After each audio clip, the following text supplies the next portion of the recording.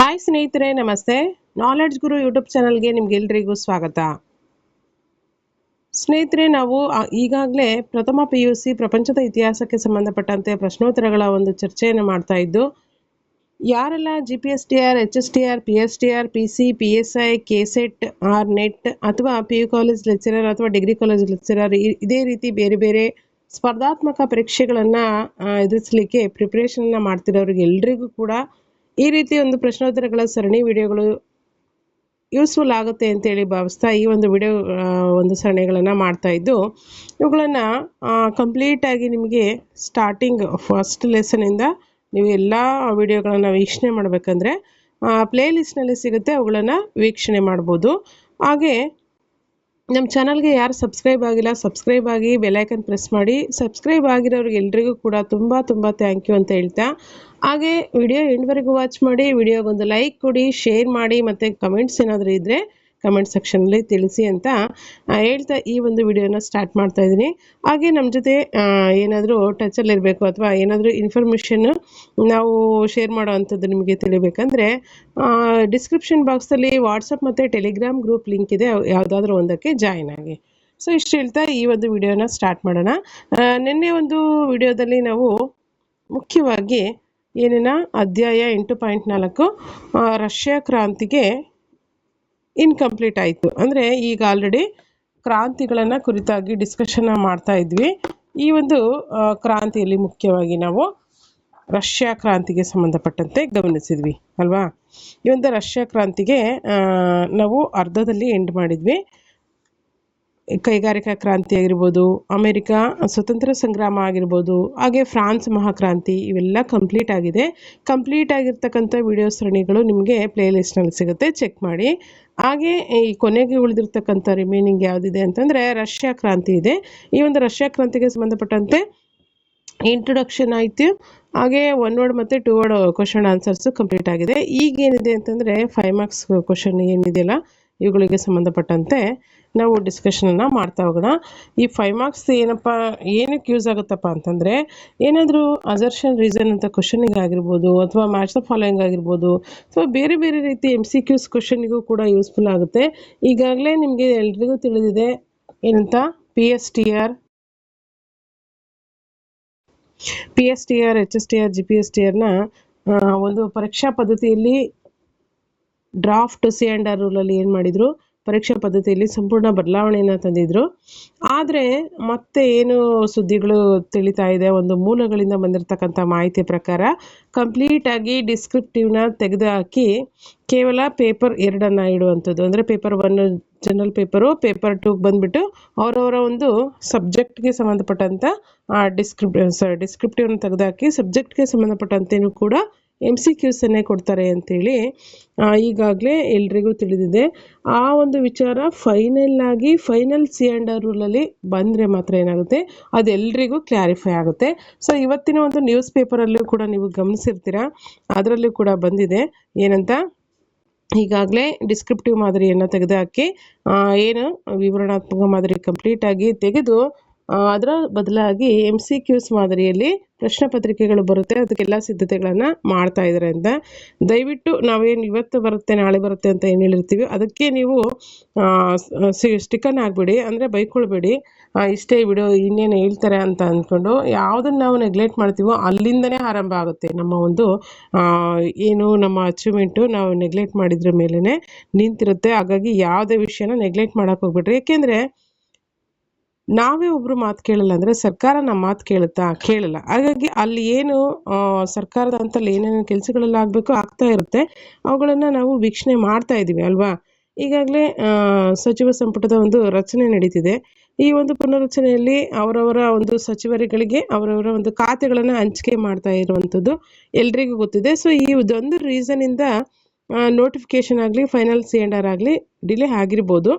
Just weight ಮಾಡಿ, syllabus ಕಡೆ concentration ಮಾಡಿ ಅಂತ ಹೇಳ್ತಾ ಈ ಒಂದು ವಿಡಿಯೋನ ಸ್ಟಾರ್ಟ್ ಮಾಡೋಣ ಬನ್ನಿ. ಹಾಗಾದರೆ ಈ ಒಂದು ವಿಡಿಯೋ ಕ್ಲಾಸಲ್ಲಿ 5 ಮಾರ್ಕ್ಸ್ಗೆ ಸಂಬಂಧಪಟ್ಟಂತೆ, ಯಾಕೆಂದರೆ ಈ ರೀತಿ ವಿಷಯಗಳನ್ನು ಇನ್ಕಂಪ್ಲೀಟ್ ವಿಷಯಗಳು ತಿಳ್ಕೊಳ್ಳೋದಕ್ಕಿಂತ ಕೇವಲ ಕಂಪ್ಲೀಟಾಗಿ ನಾವು ನೋಡಿ ರಷ್ಯಾ ಕ್ರಾಂತಿ ಕಾರಣವಾಗಿರ್ತಕ್ಕಂಥ ಸಾಮಾಜಿಕ ಆರ್ಥಿಕ ಅಂಶಗಳಲ್ಲಿ ಅಸರ್ಷನ್ ರೀಸನ್ಗೆ ಕೊಡ್ತಾ ಇದ್ರು ಅಂದರೆ ಅದನ್ನು ನಾವು ಕಂಪ್ಲೀಟಾಗಿ ನಾವು ಏನು ಮಾಡ್ಬೋದು ತಿಳ್ಕೊಂಡಿದ್ರೆ ಆನ್ಸರ್ನ ಮಾಡ್ಬೋದು. ಯಾಕೆಂದರೆ ನಿಮಗೆ ಗೊತ್ತಿರುತ್ತೆ 4 ಆನ್ಸರಲ್ಲಿ ಎಲ್ಲನೂ ಸೇಮ್ ಆಗಿ ಇರುತ್ತೆ, ಎಲ್ಲವೂ ಕೂಡ ಕನ್ಫ್ಯೂಷನನ್ನು ಮಾಡುವಂಥದ್ದಾಗಿರುತ್ತೆ. ಅಸರ್ಷನ್ ರೀಸನ್ ಅಂತ ಅಷ್ಟೇ ಅಲ್ಲ, ಬೇರೆ ಬೇರೆ ರೀತಿಯಾಗಿರ್ತಕ್ಕಂಥ ಕ್ವಶನ್ಸಿಗೂ ಕೂಡ ನಾವು ರೆಡಿ ಆಗಬೇಕಾಗುತ್ತೆ. ಫಾರ್ ಎಕ್ಸಾಂಪಲ್ KSET-ಅಲ್ಲಿ ನೋಡಿದಿರಾ, KSET-ಅಲ್ಲಿ ಎಷ್ಟು ವೆರೈಟಿ ಕ್ವಶನ್ಸ್ ತೆಗಿತಾರೆ ಅಂತೇಳಿ ಗೊತ್ತಿರುತ್ತೆ ಅಲ್ವಾ. ಈ ರೀತಿ ಬೇರೆ ಬೇರೆ ಎಕ್ಸಾಮ್ಗಳಿಗೆ ಪ್ರಿಪ್ರೇಷನ್ ಆಗೋರಿಗೂ ಕೂಡ ಇದು ಯೂಸ್ಫುಲ್ ಆಗುತ್ತೆ. ಸೊ ನೋಡಿ, ಈಗ ಈ ಒಂದು ನಾವು ಲಾಸ್ಟ್ ಒಂದು ಕ್ಲಾಸಲ್ಲಿ 1 ಮಾರ್ಕ್ಸ್ 2 ಮಾರ್ಕ್ಸನ್ನು ಕಂಪ್ಲೀಟ್ ಮಾಡಿದ್ವಿ. 5 ಮಾರ್ಕ್ಸ್ ಕ್ವಶನ್ಗೆ ಸಂಬಂಧಪಟ್ಟಂತೆ ರಷ್ಯಾ ಕ್ರಾಂತಿಗೆ ಕಾರಣವಾಗಿರ್ತಕ್ಕಂಥ ಸಾಮಾಜಿಕ ಆರ್ಥಿಕ ಕಾರಣಗಳನ್ನು ಈಗಾಗಲೇ ನಾವು ಒಂದಷ್ಟು ಗಮನಿಸಿದ್ದೀವಿ. ಅಂದರೆ ಏನು ಸವಲತ್ತನ್ನು ಹೊಂದಿದವರ್ಗ ಮತ್ತು ಸವಲತ್ತು ಇಲ್ಲದವರ್ಗ ಅಂತೇಳಿ ಫ್ರಾನ್ಸ್ನಲ್ಲಿ ನೋಡಿದ್ವಲ್ವ. ಫ್ರಾನ್ಸ್ ಒಂದು ಕ್ರಾಂತಿಯಲ್ಲಿ ಅದೇ ರೀತಿಯಾಗಿ ಇಲ್ಲಿ ಕೂಡ 2 ವರ್ಗಗಳನ್ನು ನೋಡಿದ್ವಿ. ಈ 2 ವರ್ಗಗಳ ಮುಖ್ಯವಾಗಿ ಏನಾಗಿತ್ತು, ಸವಲತ್ತು ಮುಖ್ಯವಾಗಿ ಹೊಂದಿದಂಥ ವರ್ಗ ರಾಜ ಪರಿವಾರದವರಾಗಿರ್ಬೋದು ಅಥವಾ ಭೂಮಾಲೀಕರಾಗಿರ್ಬೋದು, ಬಂಡವಾಳಗಳನ್ನು ಹೊಂದವರು, ಇವರೆಲ್ಲರೂ ಕೂಡ ಸಮಾಜದಲ್ಲಿ ಉನ್ನತ ಮಟ್ಟದ ಸ್ಥಾನಮಾನವನ್ನು ಹೊಂದಿದ್ರು. ಹಾಗೆ ನಾಗರಿಕ, ಆಡಳಿತಾತ್ಮಕ ಮತ್ತು ಸೈನಿಕ ಹುದ್ದೆಗಳು ಕೂಡ ಇವರ ಒಂದು ಪಾಲಾಗಿತ್ತು. ಬಟ್ ಇಲ್ಲಿ ಸವಲತ್ತು ಹೊಂದದೇ ಇರತಕ್ಕಂಥ ವರ್ಗದವರಲ್ಲಿ ಏನಾಗಿದೆ ನೋಡಿ, ರೈತರು ಮತ್ತು ಕಾರ್ಮಿಕರನ್ನು ಒಳಗೊಂಡಿದೆ.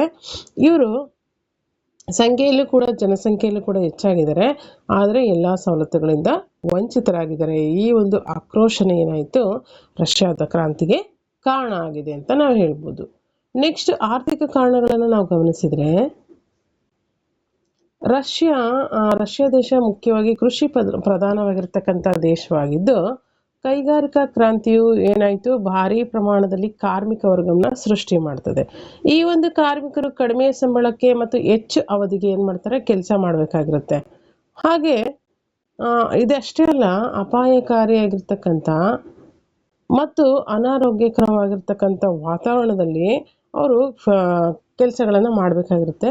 ರಷ್ಯಾದಲ್ಲಿರ್ತಕ್ಕಂಥ ಫ್ಯಾಕ್ಟ್ರಿಗಳಲ್ಲಿನ ಮಾಲೀಕರಿಗಾಗಿ ಏನಾಗಿರುತ್ತೆ, ಸಂಪತ್ತನ್ನು ಸೃಷ್ಟಿ ಮಾಡ್ದಂಗೆ ಆಗುತ್ತೆ. ಕೃಷಿಕರುಗಳ ಮೇಲೆ ಇದರಿಂದ ಏನಾಯಿತು, ಕೆಟ್ಟದಾದಂಥ ಪರಿಣಾಮ ಬೀರಿತು. ಇಲ್ಲಿ ಕೃಷಿಯನ್ನು ಬಿಟ್ಟು ಅಲ್ಲಿ ಕಷ್ಟಕರವಾಗಿರ್ತಕ್ಕಂಥ ಪರಿಸ್ಥಿತಿಯಲ್ಲಿ ಹೆಚ್ಚಿನ ಒಂದು ಅವಧಿಗೆ ದುಡಿಮೆಯನ್ನು ಮಾಡಬೇಕಾಗಿರುತ್ತೆ ಫ್ಯಾಕ್ಟ್ರಿಗಳಲ್ಲಿ. ಇದರಿಂದಾಗಿ ಏನಾಗುತ್ತೆ ಅಂದರೆ, ಮಾಲೀಕ ಸಂಪತ್ಪರಿತವಾಗುತ್ತಾನೆ, ಸಂಪತ್ತನ್ನು ಹೆಚ್ಚಿಸ್ಕೊಳ್ತಾನೆ. ಕೃಷಿಕರು ಏನಾಗ್ತಾರೆ ಅಥವಾ ಕಾರ್ಮಿಕರು, ಅವರ ಒಂದು ಪರಿಸ್ಥಿತಿ ಕೂಡ ಏನಾಗುತ್ತೆ, ತುಂಬ ಕೀಳು ಮಟ್ಟದಲ್ಲಿ ನಡೆಯುತ್ತಾ ಇರುತ್ತೆ. ಅಂದರೆ ಅವರಿಗೆ ಯಾವುದೇ ರೀತಿ ಲಾಭಗಳಿರೋದಿಲ್ಲ ಅಷ್ಟೇ. ನೆಕ್ಸ್ಟ್ ನೋಡಿ, ಇವರ ಒಂದು ರಷ್ಯಾ ಕ್ರಾಂತಿಯ ಸಂದರ್ಭದಲ್ಲಿದ್ದಂತಹ ಪ್ರಮುಖ ಬುದ್ಧಿಜೀವಿಗಳು ಯಾರು? ಈ ಒಂದು ಬುದ್ಧಿಜೀವಿಗಳಿಂದಾಗಿ ರಷ್ಯಾ ಕ್ರಾಂತಿಗೆ ಯಾವ ರೀತಿ ಪರಿಣಾಮವನ್ನು ಬೀರಿದೆ, ಅಥವಾ ಇವರ ಒಂದು ಕೃತಿಗಳಿಂದಾಗಿ ರಷ್ಯಾ ಕ್ರಾಂತಿ ನಡೆಯೋದಕ್ಕೆ ಯಾವ ರೀತಿ ಕಾರಣ ಆಯಿತು ಅಂತಕ್ಕಂಥ ಅಂಶಗಳನ್ನು ನಾವು ಇಲ್ಲಿ ಗಮನಿಸಬೇಕಾಗುತ್ತೆ. ರಷ್ಯಾ ಕ್ರಾಂತಿಯಲ್ಲಿ ಬುದ್ಧಿಜೀವಿಗಳ, ಅದರಲ್ಲೂ ಸಾಹಿತಿಗಳ ಪ್ರಭಾವ ತುಂಬ ಮುಖ್ಯವಾಗಿದೆ. ಮುಖ್ಯವಾಗಿ ಇಲ್ಲಿ ನೋಡಿ, importantly Leo Tolstoy War and Peace ಮತ್ತು ಅನ್ನಾ ಕರೆನಿನಾ ಎಂಬಂಥ ಕೃತಿಗಳನ್ನು ರಚಿಸ್ತಾರೆ. ಹಾಗೆ ಫ್ಯೂಡರ್ ದೋಸ್ತೋವ್ಸ್ಕಿ ಇವರು ಪ್ಯೂರ್ ಪೋಕ್ ಎಂಬ ಕೃತಿಯನ್ನು ರಚನೆ ಮಾಡ್ತಾರೆ. Maxim Gorky mother and children of the sun ಎಂಬ ಕೃತಿಯನ್ನು ರಚಿಸ್ತಾರೆ. ನೆಕ್ಸ್ಟು ತರ್ಗಿನೇವ್ ಇವರು ಫಾದರ್ಸ್ ಆ್ಯಂಡ್ ಸನ್ಸ್ ಎಂಬ ಕೃತಿಯನ್ನು ರಚಿಸ್ತಾರೆ. ಸೊ ನೋಡಿ, ಇವೆಲ್ಲ ಕೃತಿಗಳೇನಾಗುತ್ತೆ, ರಷ್ಯನ್ನರಲ್ಲಿ ಹೊಸ ಜಾಗೃತಿಯನ್ನು, ಹೊಸ ಪ್ರಜ್ಞೆಯನ್ನು ಮೂಡಿಸಲಿಕ್ಕೆ ಈ ಎಲ್ಲ ಕೃತಿಗಳು ಪ್ರಮುಖವಾಗಿ ಕಾರಣ ಆಗ್ತದೆ. ಅಷ್ಟೇ ಅಲ್ಲ, ಜರ್ಮನಿಯೊಂದಿಗಿನ ನಿರಂತರವಾದಂತಹ ಸಂಪರ್ಕದ ಫಲವಾಗಿ ಏನಾಯಿತು ಅಂತಂದರೆ, ಅನೇಕ ರಷ್ಯನ್ ಬುದ್ಧಿಜೀವಿಗಳು ಮಾರ್ಕ್ಸ್ವಾದದ ಸೆಳೆತಕ್ಕೆ ಒಳಗಾಗ್ತಾರೆ. ಇವರಲ್ಲಿ ಪ್ರಮುಖರಾದವರು ಅಂದರೆ ಲೆನಿನ್ ಆಗಿರ್ಬೋದು, ಕೌಟ್ಸ್ಕಿ, ಟ್ರಾಟ್ಸ್ಕಿ ಮೊದಲಾದವರು ಈ ಒಂದು ಜರ್ಮನಿಯೊಂದಿಗಿನ ಸಂಪರ್ಕದಿಂದಾಗಿ ರಷ್ಯನ್ ಬುದ್ಧಿಜೀವಿಗಳೇನಾಗ್ತಾರೆ, ಮಾರ್ಕ್ಸ್ವಾದಕ್ಕೆ ಒಳಗಾಗ್ತಾರೆ. ಇವರೆಲ್ಲರ ಒಂದು ಏನು ಸಮಾಜಕ್ಕೆ ನೀಡಿರ್ತಕ್ಕಂಥ ಸಂದೇಶಗಳ ಫಲವಾಗಿ, ಅಥವಾ ಈ ಬುದ್ಧಿಜೀವಿಗಳ ಕೃತಿಗಳಲ್ಲಿರ್ತಕ್ಕಂಥ ವಿಚಾರಧಾರೆಗಳ ಒಂದು ಪ್ರಭಾವದಿಂದಾಗಿ ಏನಾಗುತ್ತೆ, ರಷ್ಯಾ ಕ್ರಾಂತಿ ಜರುಗಲಿಕ್ಕೆ ಬುದ್ಧಿಜೀವಿಗಳ ಪ್ರಭಾವ ಕೂಡ ಹೆಚ್ಚಿನದಾಗಿರೋದನ್ನು ನಾವು ಕಾಣ್ತೀವಿ. ಹಾಗಾದರೆ ರಷ್ಯಾ ಕ್ರಾಂತಿಯ ಒಂದು ಗತಿ ಅಂದರೆ ಯಾವ ರೀತಿ ಆರಂಭ ಆಗಿ ಯಾವ ರೀತಿ ಕೊನೆಯನ್ನು ಕಾಣ್ತದೆ ರಷ್ಯಾ ಕ್ರಾಂತಿ ಅಲ್ವಾ? ಈ ವಿಚಾರಕ್ಕೆ ಸಂಬಂಧಪಟ್ಟಂತೆ ನಾವು ಗಮನಿಸೋದಾದ್ರೆ, ರಷ್ಯಾದ ಎರಡು ಪ್ರಮುಖ ರಾಜಕೀಯ ಪಕ್ಷಗಳಿರುತ್ತೆ. ಒಂದು ಮೆನ್ಶೆವಿಕ್, ಇನ್ನೊಂದು ಬೋಲ್ಶೆವಿಕ್. ಈ ಎರಡು ಪಕ್ಷಗಳಲ್ಲಿ ಮುಖ್ಯವಾಗಿ ಪ್ರಮುಖ ರಾಜಕೀಯ ಪಕ್ಷಗಳಾಗಿರ್ತವೆ ರಷ್ಯಾದಲ್ಲಿ. ಇಲ್ಲಿ ಜಾರ್ ದೊರೆಗಳ ನಿರಂಕುಶ ಪ್ರಭುತ್ವ, ದಬ್ಬಾಳಿಕೆ, ಭ್ರಷ್ಟಾಚಾರ, ದುಂದುವೆಚ್ಚ, ಐಷಾರಾಮಿ ಜೀವನ ಮೊದಲಾದವುಗಳಿಂದ ದೇಶದ ಪರಿಸ್ಥಿತಿ ತುಂಬಾ ಹದಗೆಟ್ಟಿರುತ್ತೆ. 1915ರಲ್ಲಿ ರಷ್ಯಾವು ಮೊದಲು ಜಾಗತಿಕ ಯುದ್ಧದಲ್ಲಿ ಸೋತು ಹೋಗುತ್ತೆ. ಆನಂತರ ಏನಾಗುತ್ತೆ, ಕ್ರಾಂತಿಕಾರಿಗಳು ಜಾರ್ ಪ್ರಭುತ್ವವನ್ನು ಕಿತ್ತೊಗೆಯೋದಕ್ಕೆ ಪಟ್ಟು ಹಿಡಿತಾರೆ. 1916ರ ಕೊನೆಯ ಹೊತ್ತಿಗೆ ಏನಾಗುತ್ತೆ, ಕುಖ್ಯಾತ ಸನ್ಯಾಸಿಯಾದ ರಸ್ಪುಟಿನ್ನನ್ನ ಕೊಲ್ಲಲಾಗುತ್ತೆ. ಯಾರೇನು ಸನ್ಯಾಸಿಯಾಗಿರ್ತಕ್ಕಂಥ ರಸ್ಪುಟಿನ್ನನ್ನ ಕೊಲ್ಲಲಾಗುತ್ತೆ. 1917ರಲ್ಲಿ ಏನಾಯಿತು, ರಷ್ಯಾದ ಮಹಿಳಾ ಕಾರ್ಮಿಕರು ಆಹಾರದ ಬೇಡಿಕೆಗಳನ್ನು ಮುಂದಿಟ್ಟು ಪೆಟ್ರೋಗಾರ್ಡ್ನಲ್ಲಿ ಮುಷ್ಕರವನ್ನು ಆರಂಭ ಮಾಡ್ತಾರೆ. ಆಗ ಮುಂದೆ ಏನಾಗುತ್ತೆ ನೋಡಿ, ಇಲ್ಲಿ ಆಹಾರದ ಬೇಡಿಕೆಯನ್ನಿಟ್ಟಂತಹ ಮಹಿಳೆಯರು ಪೆಟ್ರೋಗಾರ್ಡ್ನಲ್ಲಿ ಏನು ಮಾಡ್ತಾರೆ, 1917ರಲ್ಲಿ ಮಹಿಳಾ ಕಾರ್ಮಿಕರು ಆಹಾರದ ಬೇಡಿಕೆಯನ್ನಿಟ್ಟು ಪೆಟ್ರೋಗಾರ್ಡ್ನಲ್ಲಿ ಮುಷ್ಕರವನ್ನು ಆರಂಭ ಮಾಡ್ತಾರೆ. ಇದೊಂದು ಸಾರ್ವತ್ರಿಕ ಮುಷ್ಕರವಾಗಿದ್ದು ಕಾರ್ಮಿಕರು ತಮ್ಮ ಐಕ್ಯಮತ್ಯವನ್ನು ಇಲ್ಲಿ ವ್ಯಕ್ತಪಡಿಸ್ತಾರೆ. ಅಂದರೆ ಕಾರ್ಮಿಕರೆಲ್ಲರೂ ಕೂಡ ಒಗ್ಗೂಡಿ ಏನು ಮಾಡ್ತಾರೆ, ಮಹಿಳಾ ಕಾರ್ಮಿಕರೆಲ್ಲರೂ ಕೂಡ ಪೆಟ್ರೋಗಾರ್ಡ್ನಲ್ಲಿ ಆಹಾರದ ಬೇಡಿಕೆಗಳನ್ನಿಟ್ಟು ಒಂದು ಮುಷ್ಕರವನ್ನು ಮಾಡ್ತಾರೆ. ಇದು ಏನಾಗುತ್ತೆ, ಜಾರ್ ಎರಡನೇ ನಿಕೋಲಸ್ನಿಗೆ ದೊಡ್ಡ ಹೊಡೆತವನ್ನು ಕೊಡುತ್ತೆ. ಫೈನಲಿ ಏನಾಯ್ತು ನೋಡಿ, ಮಾರ್ಚ್ 15, 1917ರಂದು ಜಾರ್ ಏನು ಮಾಡ್ತಾನೆ, ಸಿಂಹಾಸನವನ್ನು ತ್ಯಜಿಸಬೇಕಾಗತ್ತೆ. ಜಾರ್ನ ಪದಚ್ಯುತಿಯ ನಂತರದಲ್ಲಿ ಜಾರ್ ಏನು ಮಾಡ್ತಾನೆ, ಅಧಿಕಾರದಿಂದ ಕೆಳಗಿಳಿತಾನೆ. ಎಷ್ಟರಲ್ಲಿ, ಮಾರ್ಚ್ 15, 1917ರಲ್ಲಿ. ಅನಂತರದಲ್ಲಿ ಏನಾಯಿತು, ರಷ್ಯಾದಲ್ಲಿ ಅಲೆಕ್ಸಾಂಡರ್ ಕರೆನ್ಸ್ಕಿಯ ನಾಯಕತ್ವದಲ್ಲಿ ಯಾರು ಬರ್ತಾರೆ ಅನಂತರ, ಅಲೆಕ್ಸಾಂಡರ್ ಕರೆನ್ಸ್ಕಿಯ ನಾಯಕತ್ವದಲ್ಲಿ ರಷ್ಯಾದಲ್ಲಿ ತಾತ್ಕಾಲಿಕ ಸರ್ಕಾರ ರಚನೆಯಾಗುತ್ತೆ. ಆನಂತರ ಇದನ್ನ ರಷ್ಯಾದ ಮನ್ಶೆವಿಕ್ ಕ್ರಾಂತಿ ಮತ್ತು ಮಾರ್ಚ್ ಕ್ರಾಂತಿ ಅಂತಲೂ ಕೂಡ ಕರೀತಾರೆ. ನೋಡಿ, ಜಾರ್ ಎರಡನೇ ನಿಕೋಲಸ್ ಏನಿರ್ತಾನೆ ರಾಜ, ಏನಾಗುತ್ತೆ, ಇವನು ಅಧಿಕಾರದಿಂದ ಕೆಳಗಿಳಿತಾನೆ ರಷ್ಯಾದಲ್ಲಿ ಮಾರ್ಚ್ 15, 1917ರಲ್ಲಿ. ಅನಂತರ ಅಧಿಕಾರಕ್ಕೆ ಬಂದವರು ಯಾರು, ಅಲೆಕ್ಸಾಂಡರ್ ಕರೆನ್ಸ್ಕಿ. ಇವನ ನಾಯಕತ್ವದಲ್ಲಿ ಏನಾಗುತ್ತೆ, ತಾತ್ಕಾಲಿಕವಾಗಿ ಒಂದು ಸರ್ಕಾರ ರಚನೆ ಆಗುತ್ತೆ. ಇದನ್ನ ಏನಂತ ಕರೀತಾರೆ ಅಂದರೆ ಮನ್ಶೆವಿಕ್ ಕ್ರಾಂತಿ ಅಥವಾ ಮಾರ್ಚ್ ಕ್ರಾಂತಿ ಅಂತೇಳಿ ಕರೀತಾರೆ. ಆದರೆ ಈ ಒಂದು ತಾತ್ಕಾಲಿಕ ಸರ್ಕಾರವು ರಷ್ಯನ್ನರ ಆಶೋತ್ತರಗಳನ್ನು ಏನು ಮಾಡಲಿಲ್ಲ, ಈಡೇರಿಸುವಲ್ಲಿ ವಿಫಲವಾಯಿತು, ಸಫಲತೆಯನ್ನು ಪಡ್ಕೊಳ್ಳಿಲ್ಲ, ಅಂದರೆ ಸಫಲವಾಗಲಿಲ್ಲ. ಫೈನಲಿ ನೋಡಿ, ಅಕ್ಟೋಬರ್ 15, 1917ರಲ್ಲಿ ಲೆನಿನ್ ನಾಯಕತ್ವದಲ್ಲಿ ಇನ್ನೊಂದು ಪಕ್ಷ ಅಥವಾ ಇನ್ನೊಂದು ಕ್ರಾಂತಿ ಆಗುತ್ತೆ. ಲೆನಿನ್ ನಾಯಕತ್ವದಲ್ಲಿ ಲೆನಿನ್ನ ನಾಯಕತ್ವದಲ್ಲಿ ಮುಖ್ಯವಾಗಿ ಅಕ್ಟೋಬರ್ 15, 1917ರಲ್ಲಿ ಲೆನಿನ್ನ ನಾಯಕತ್ವದಲ್ಲಿ ಬೋಲ್ಶೆವಿಕರೆಲ್ಲ ಏನು ಮಾಡ್ತಾರೆ, ತಾತ್ಕಾಲಿಕವಾಗಿ ಅವರೊಂದು ಸರ್ಕಾರವನ್ನು ರಚನೆ ಮಾಡ್ಕೊಳ್ತಾರೆ. ಇದನ್ನ ಅಕ್ಟೋಬರ್ ಕ್ರಾಂತಿ ಅಥವಾ ಬೋಲ್ಶೆವಿಕ್ ಕ್ರಾಂತಿ ಅಂತೇಳಿ ಕರೀತಾರೆ. ಏನಿಲ್ಲ, ಆ ಮಂತಲ್ಲಿ ಈ ಒಂದು ರಚನೆ ಆಗಿರೋದ್ರಿಂದ, ಈ ಸರ್ಕಾರಗಳ ರಚನೆ ಆಗಿರೋದ್ರಿಂದ ಹಂಗಂತ ಕರೀತಾರೆ ಅಷ್ಟೇ, ಇನ್ನೇನಿಲ್ಲ. ಇಲ್ಲಿ ಮನ್ಶೆವಿಕ್ ಕ್ರಾಂತಿ ಮಾರ್ಚ್ನಲ್ಲಿ ರಚನೆ ಆಗುತ್ತೆ, ಮಾರ್ಚ್ 15ರಲ್ಲಿ. ಹಂಗಾಗಿ ಇದನ್ನ ಮಾರ್ಚ್ ಕ್ರಾಂತಿ ಅಂತಲೇ ಕರೀತಾರೆ, ಮೆನ್ಶೆವಿಕ್ ಪಕ್ಷ ಅಥವಾ ಮೆನ್ಶೆವಿಕ್ ಕ್ರಾಂತಿ ಅಂತಲೇ ಕರೀತಾರೆ. ಸೊ ಅದೇ ರೀತಿಯಾಗಿ ಇಲ್ಲಿ ಏನಾಗಿದೆ, ಲೆನಿನ್ನ ನಾಯಕತ್ವದಲ್ಲಿ ಅಕ್ಟೋಬರಲ್ಲಿ ಒಂದು ಕ್ರಾಂತಿ ಜರುಗುತ್ತೆ, ಅಥವಾ ಈ ಒಂದು ಕ್ರಾಂತಿಯ ಒಂದು ನಾಯಕತ್ವ ಲೆನಿನ್ ವಹಿಸ್ಕೊಂಡಿರ್ತಾನೆ ಅಕ್ಟೋಬರ್ 15, 1917ರಂದು. ಇದನ್ನ ಬೋಲ್ಶೆವಿಕ್ ಕ್ರಾಂತಿ ಅಂತ ಕರೀತಾರೆ. ಲೆನಿನ್ನ ಅಧಿಕಾರಕ್ಕೆ ಬಂದ ಮೇಲೆ ಏನಾಗುತ್ತೆ, ರಷ್ಯಾದ ಜನರು ಎಲ್ಲರೂ ಕೂಡ ಅವರವರ ಆಶೋತ್ತರಗಳನ್ನು ಬಗೆಹರಿಸ್ತಾನೆ. ಅಷ್ಟೇ ಅಲ್ಲ, ರಷ್ಯಾವನ್ನು ಪ್ರಪಂಚದಲ್ಲಿ ಒಂದು ಬಲಿಷ್ಠ ರಾಷ್ಟ್ರವನ್ನಾಗಿ ಮಾರ್ಪಾಡು ಮಾಡಿದಂಥ ಕೀರ್ತಿ ಯಾರಿಗೆ ಸಲ್ತದೆ ಅಂದರೆ ಲೆನಿನ್ ನನಗೆ ಸಲ್ತದೆ. ಇದಿಷ್ಟು ಮುಖ್ಯವಾಗಿ ಲೆನಿನ್ಗೆ ಸಂಬಂಧಪಟ್ಟಂತೆ. ಹಾಗೆ ಅದರ ಜೊತೆಯಲ್ಲಿ ರಷ್ಯಾ ಕ್ರಾಂತಿ ಆರಂಭ ಹೇಗಾಯಿತು, ಅದರ ಜೊತೆಗೆ ಯಾವ ರೀತಿ ಪಟ್ಟು ಹಿಡಿದು ಕ್ರಾಂತಿಯನ್ನು ಜರುಗಿಸ್ತಾರೆ ಅಥವಾ ಕ್ರಾಂತಿಗಳಾಗುತ್ತೆ, ಆ ಕ್ರಾಂತಿಯಲ್ಲಿ ಮುಖ್ಯವಾಗಿ ಯಾವ್ಯಾವ ಕ್ರಾಂತಿಗಳು ಜರುಗುತ್ತೆ, ಮೆನ್ಶೆವಿಕ್ ಕ್ರಾಂತಿ, ಮಾರ್ಚ್ ಕ್ರಾಂತಿ ಅಂತಲೂ ಕೂಡ ಇದನ್ನು ಕರೀತಾರೆ. ಇದರ ನಾಯಕತ್ವವನ್ನು ವಹಿಸಿದಂಥವನು ಅಲೆಕ್ಸಾಂಡರ್ ಕರೆನ್ಸ್ಕಿ ಅಂತ ಕರಿತೀವಿ. ಹಾಗೆ ಅಕ್ಟೋಬರ್ 15, 1917ರಲ್ಲಿ ಲೆನಿನ್ನ ನಾಯಕತ್ವದಲ್ಲಿ ಬೌಲ್ಶೆವಿಕ್ ಕ್ರಾಂತಿ ಜರುಗುತ್ತೆ. ಈ ಒಂದು ಬೌಲ್ಶೆವಿಕ್ ಕ್ರಾಂತಿ ಅಕ್ಟೋಬರ್ನಲ್ಲಿ ಜರುಗಿದ್ರಿಂದ ಅಕ್ಟೋಬರ್ ಕ್ರಾಂತಿ ಅಂತಲೂ ಕೂಡ ಕರೀತಾರೆ, ಬೌಲ್ಶೆವಿಕ್ ಕ್ರಾಂತಿ ಅಂತಲೂ ಕೂಡ ಕರೀತಾರೆ. ಇದಿಷ್ಟು ರಷ್ಯಾ ಕ್ರಾಂತಿಯ ಪ್ರಮುಖ ಗತಿ ಅಥವಾ ನಡೆದು ಬಂದಂಥ ಒಂದು ಹಾದಿ. ನೆಕ್ಸ್ಟ್ ನೋಡಿ, ರಷ್ಯಾ ಕ್ರಾಂತಿಯಲ್ಲಿ ಲೆನಿನ್ನ ವಹಿಸಿದಂಥ ಪಾತ್ರವನ್ನು ಕುರಿತಾಗಿ ನಾವು ಗಮನಿಸಬೇಕಾಗತ್ತೆ. ರಷ್ಯಾ ಕ್ರಾಂತಿ ಜರುಗಲಿಕ್ಕೆ ಲೆನಿನ್ನ ಒಂದು ಪಾತ್ರ ಯಾವ ರೀತಿ ಕಾರಣ ಆಯಿತು? ಇಲ್ಲಿ 1870 ಏಪ್ರಿಲ್ 22ರಂದು ಸಿಂಬ್ರಿಸ್ಕ್ ಎಂಬಲ್ಲಿ ಲೆನಿನ್ ಜನಿಸ್ತಾನೆ. ನೋಡಿ, ಲೆನಿನ್ ತನ್ನ ಚಿಕ್ಕ ವಯಸ್ಸಿನಲ್ಲಿಯೇ ಮಾರ್ಕ್ಸ್ವಾದದಿಂದ ತುಂಬ ಅಟ್ರಾಕ್ಟಿವ್ ಆಗಿರ್ತಾನೆ, ಪ್ರಭಾವಿತನಾಗಿರ್ತಾನೆ.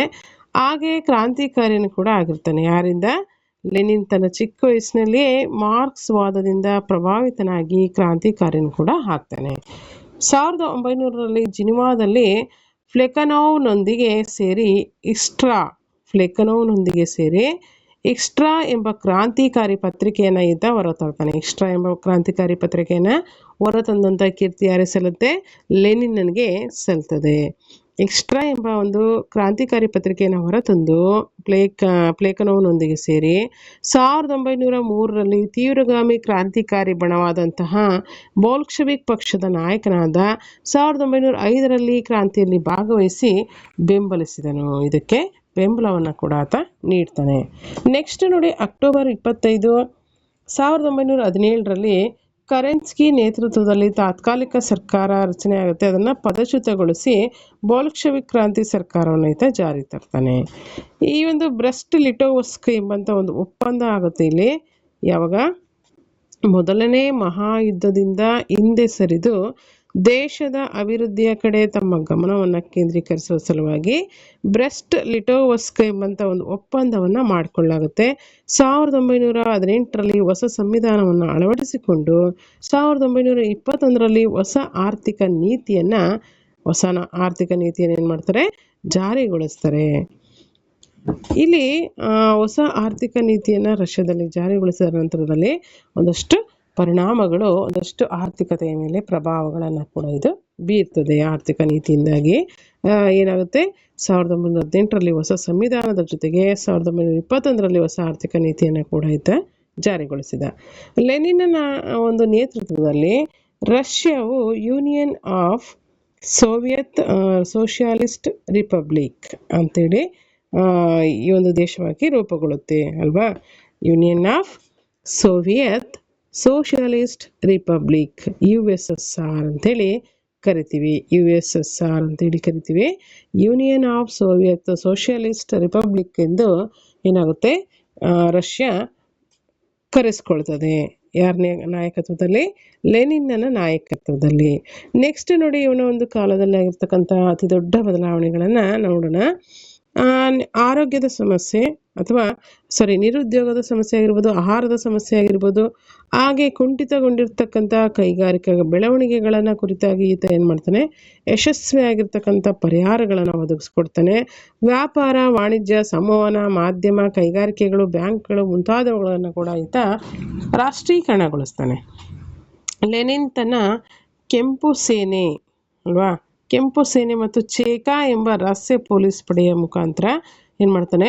ದೇಶೀಯ ಮತ್ತು ವಿದೇಶಿಯ ಅಪಾಯಕಾರಿ ಶಕ್ತಿಗಳನ್ನು ಯಶಸ್ವಿಯಾಗಿ ನಿಗ್ರಹಿಸಿದನು. ಇದಿಷ್ಟು ರಷ್ಯಾ ಕ್ರಾಂತಿ ಜರುಗಲಿಕ್ಕೆ ಕಾರಣಕರ್ತನಾಗಿರ್ತಕ್ಕಂಥ ಲೆನಿನ್ನ ಒಂದು ಕ್ರಾಂತಿಯಲ್ಲಿನ ಒಂದು ಪಾತ್ರವನ್ನು ಕುರಿತಾಗಿ ನಾವು ಗಮನಿಸ್ತೇವೆ. ರಷ್ಯಾ ಕ್ರಾಂತಿಯಲ್ಲಿ ಲೆನಿನ್ ಯಾವ ರೀತಿ ತನ್ನ ಪಾತ್ರವನ್ನು ನಿರ್ವಹಿಸಿದ ಅಂತಕ್ಕಂಥ ವಿಚಾರಗಳಿಗೆ ಸಂಬಂಧಪಟ್ಟಂತೆ ಇವೆಲ್ಲ ಅಂಶಗಳಿಂದ ನಮಗೆ ತಿಳಿದು ಬರುತ್ತೆ. ನೆಕ್ಸ್ಟ್ ನೋಡಿ, ಲಾಂಗ್ ಆನ್ಸರ್ಸ್ ಇದೆ. ಇನ್ನೊಂದು, ರಷ್ಯಾ ಕ್ರಾಂತಿಗೆ ಕಾರಣಗಳು ಮತ್ತು ಪರಿಣಾಮಗಳನ್ನು ಕುರಿತು ನಾವು ನೋಡೋದಾದ್ರೆ, ಮೊದಲನೇದಾಗಿ ನೋಡಿ, ರಾಜಕೀಯ ಕಾರಣಗಳು ಯಾವ ರೀತಿ ರಷ್ಯಾ ಕ್ರಾಂತಿಗೆ ಕಾರಣ ಆಗುತ್ತೆ. ರಷ್ಯಾ ದೇಶ ರೋಮ್ನೋವ್ ಎಂಬಂಥ ಒಂದು ರಾಜವಂಶದ ಜಾರ್ ದೊರೆಗಳಿಂದ ಆಳಲ್ಪಡ್ತಾ ಇರುತ್ತೆ. ಈ ಜಾರ್ ದೊರೆಗಳು ನಿರಂಕುಶ ಪ್ರಭುಗಳಾಗಿದ್ದು ತುಂಬ ಅಸಮರ್ಥರಾಗಿರ್ತಾರೆ ಆಳ್ವಿಕೆ ಮಾಡಲಿಕ್ಕೆ. ಅವರು ದೈವದತ್ತ ಸಿದ್ಧಾಂತದ ತತ್ವದ ಮೇಲೆ ಆ ರಾಜ್ಯವನ್ನು ಆಳ್ತಾ ಇರ್ತಾರೆ. ಹಾಗಾಗಿ ಆಡಳಿತ ಕೇಂದ್ರೀಕರಣ ಆಗಿರುತ್ತೆ. ತೀವ್ರ ರೀತಿಯಲ್ಲಿ ಭ್ರಷ್ಟಾಚಾರಗಳು ಕೂಡ ಜನಜೀವನದ ಮೇಲೆ